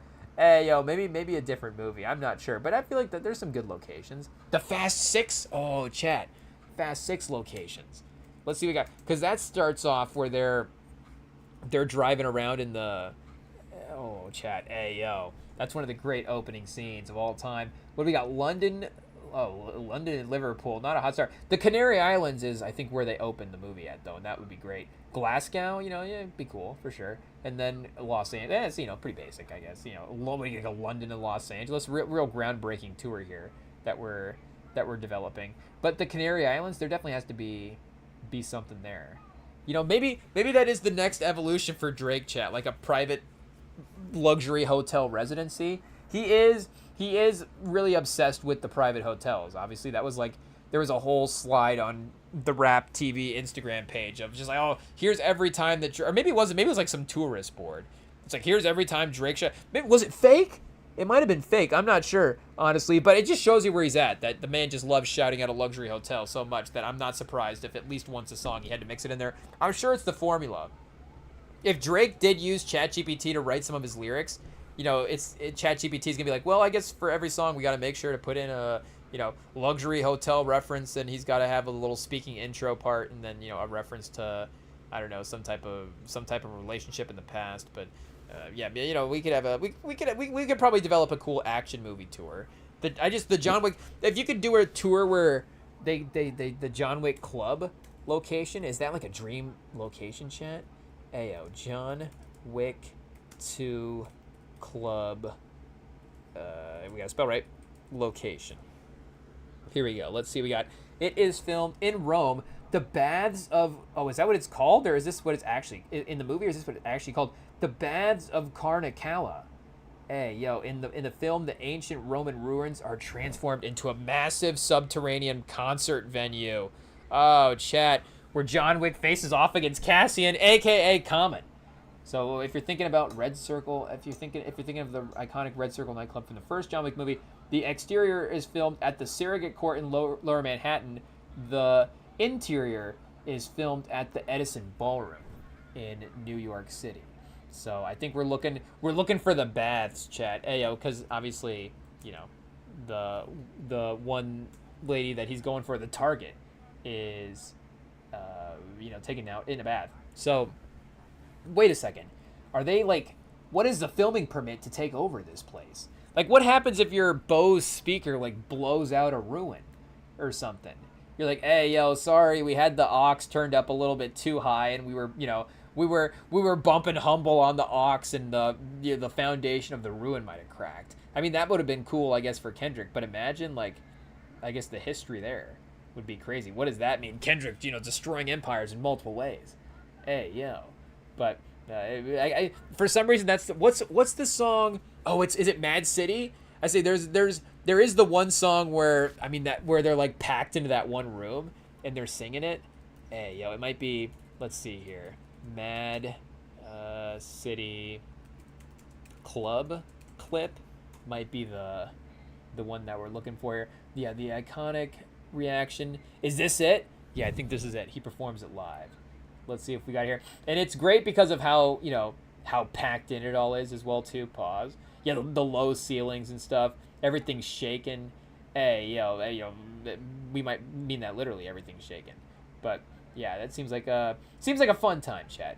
Would have definitely liked to have been there. So they definitely kind of turned the Baths of Caracalla into the Good Kid, Mad Kitty City. Good Kid, Mad what? Good Kid, Mad City concert. That's a different version of the plot, I tell you.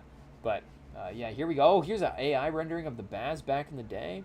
Oh, chat. Hey, Baths of Caracalla, John Wick. You have to look this up here real quick and just see just a couple set photos from John Wick 2. Oh, chat, look at that. Honestly, could be one of the best movie clubs of all time. An ancient ruin turned into a movie club? Like, what are we doing?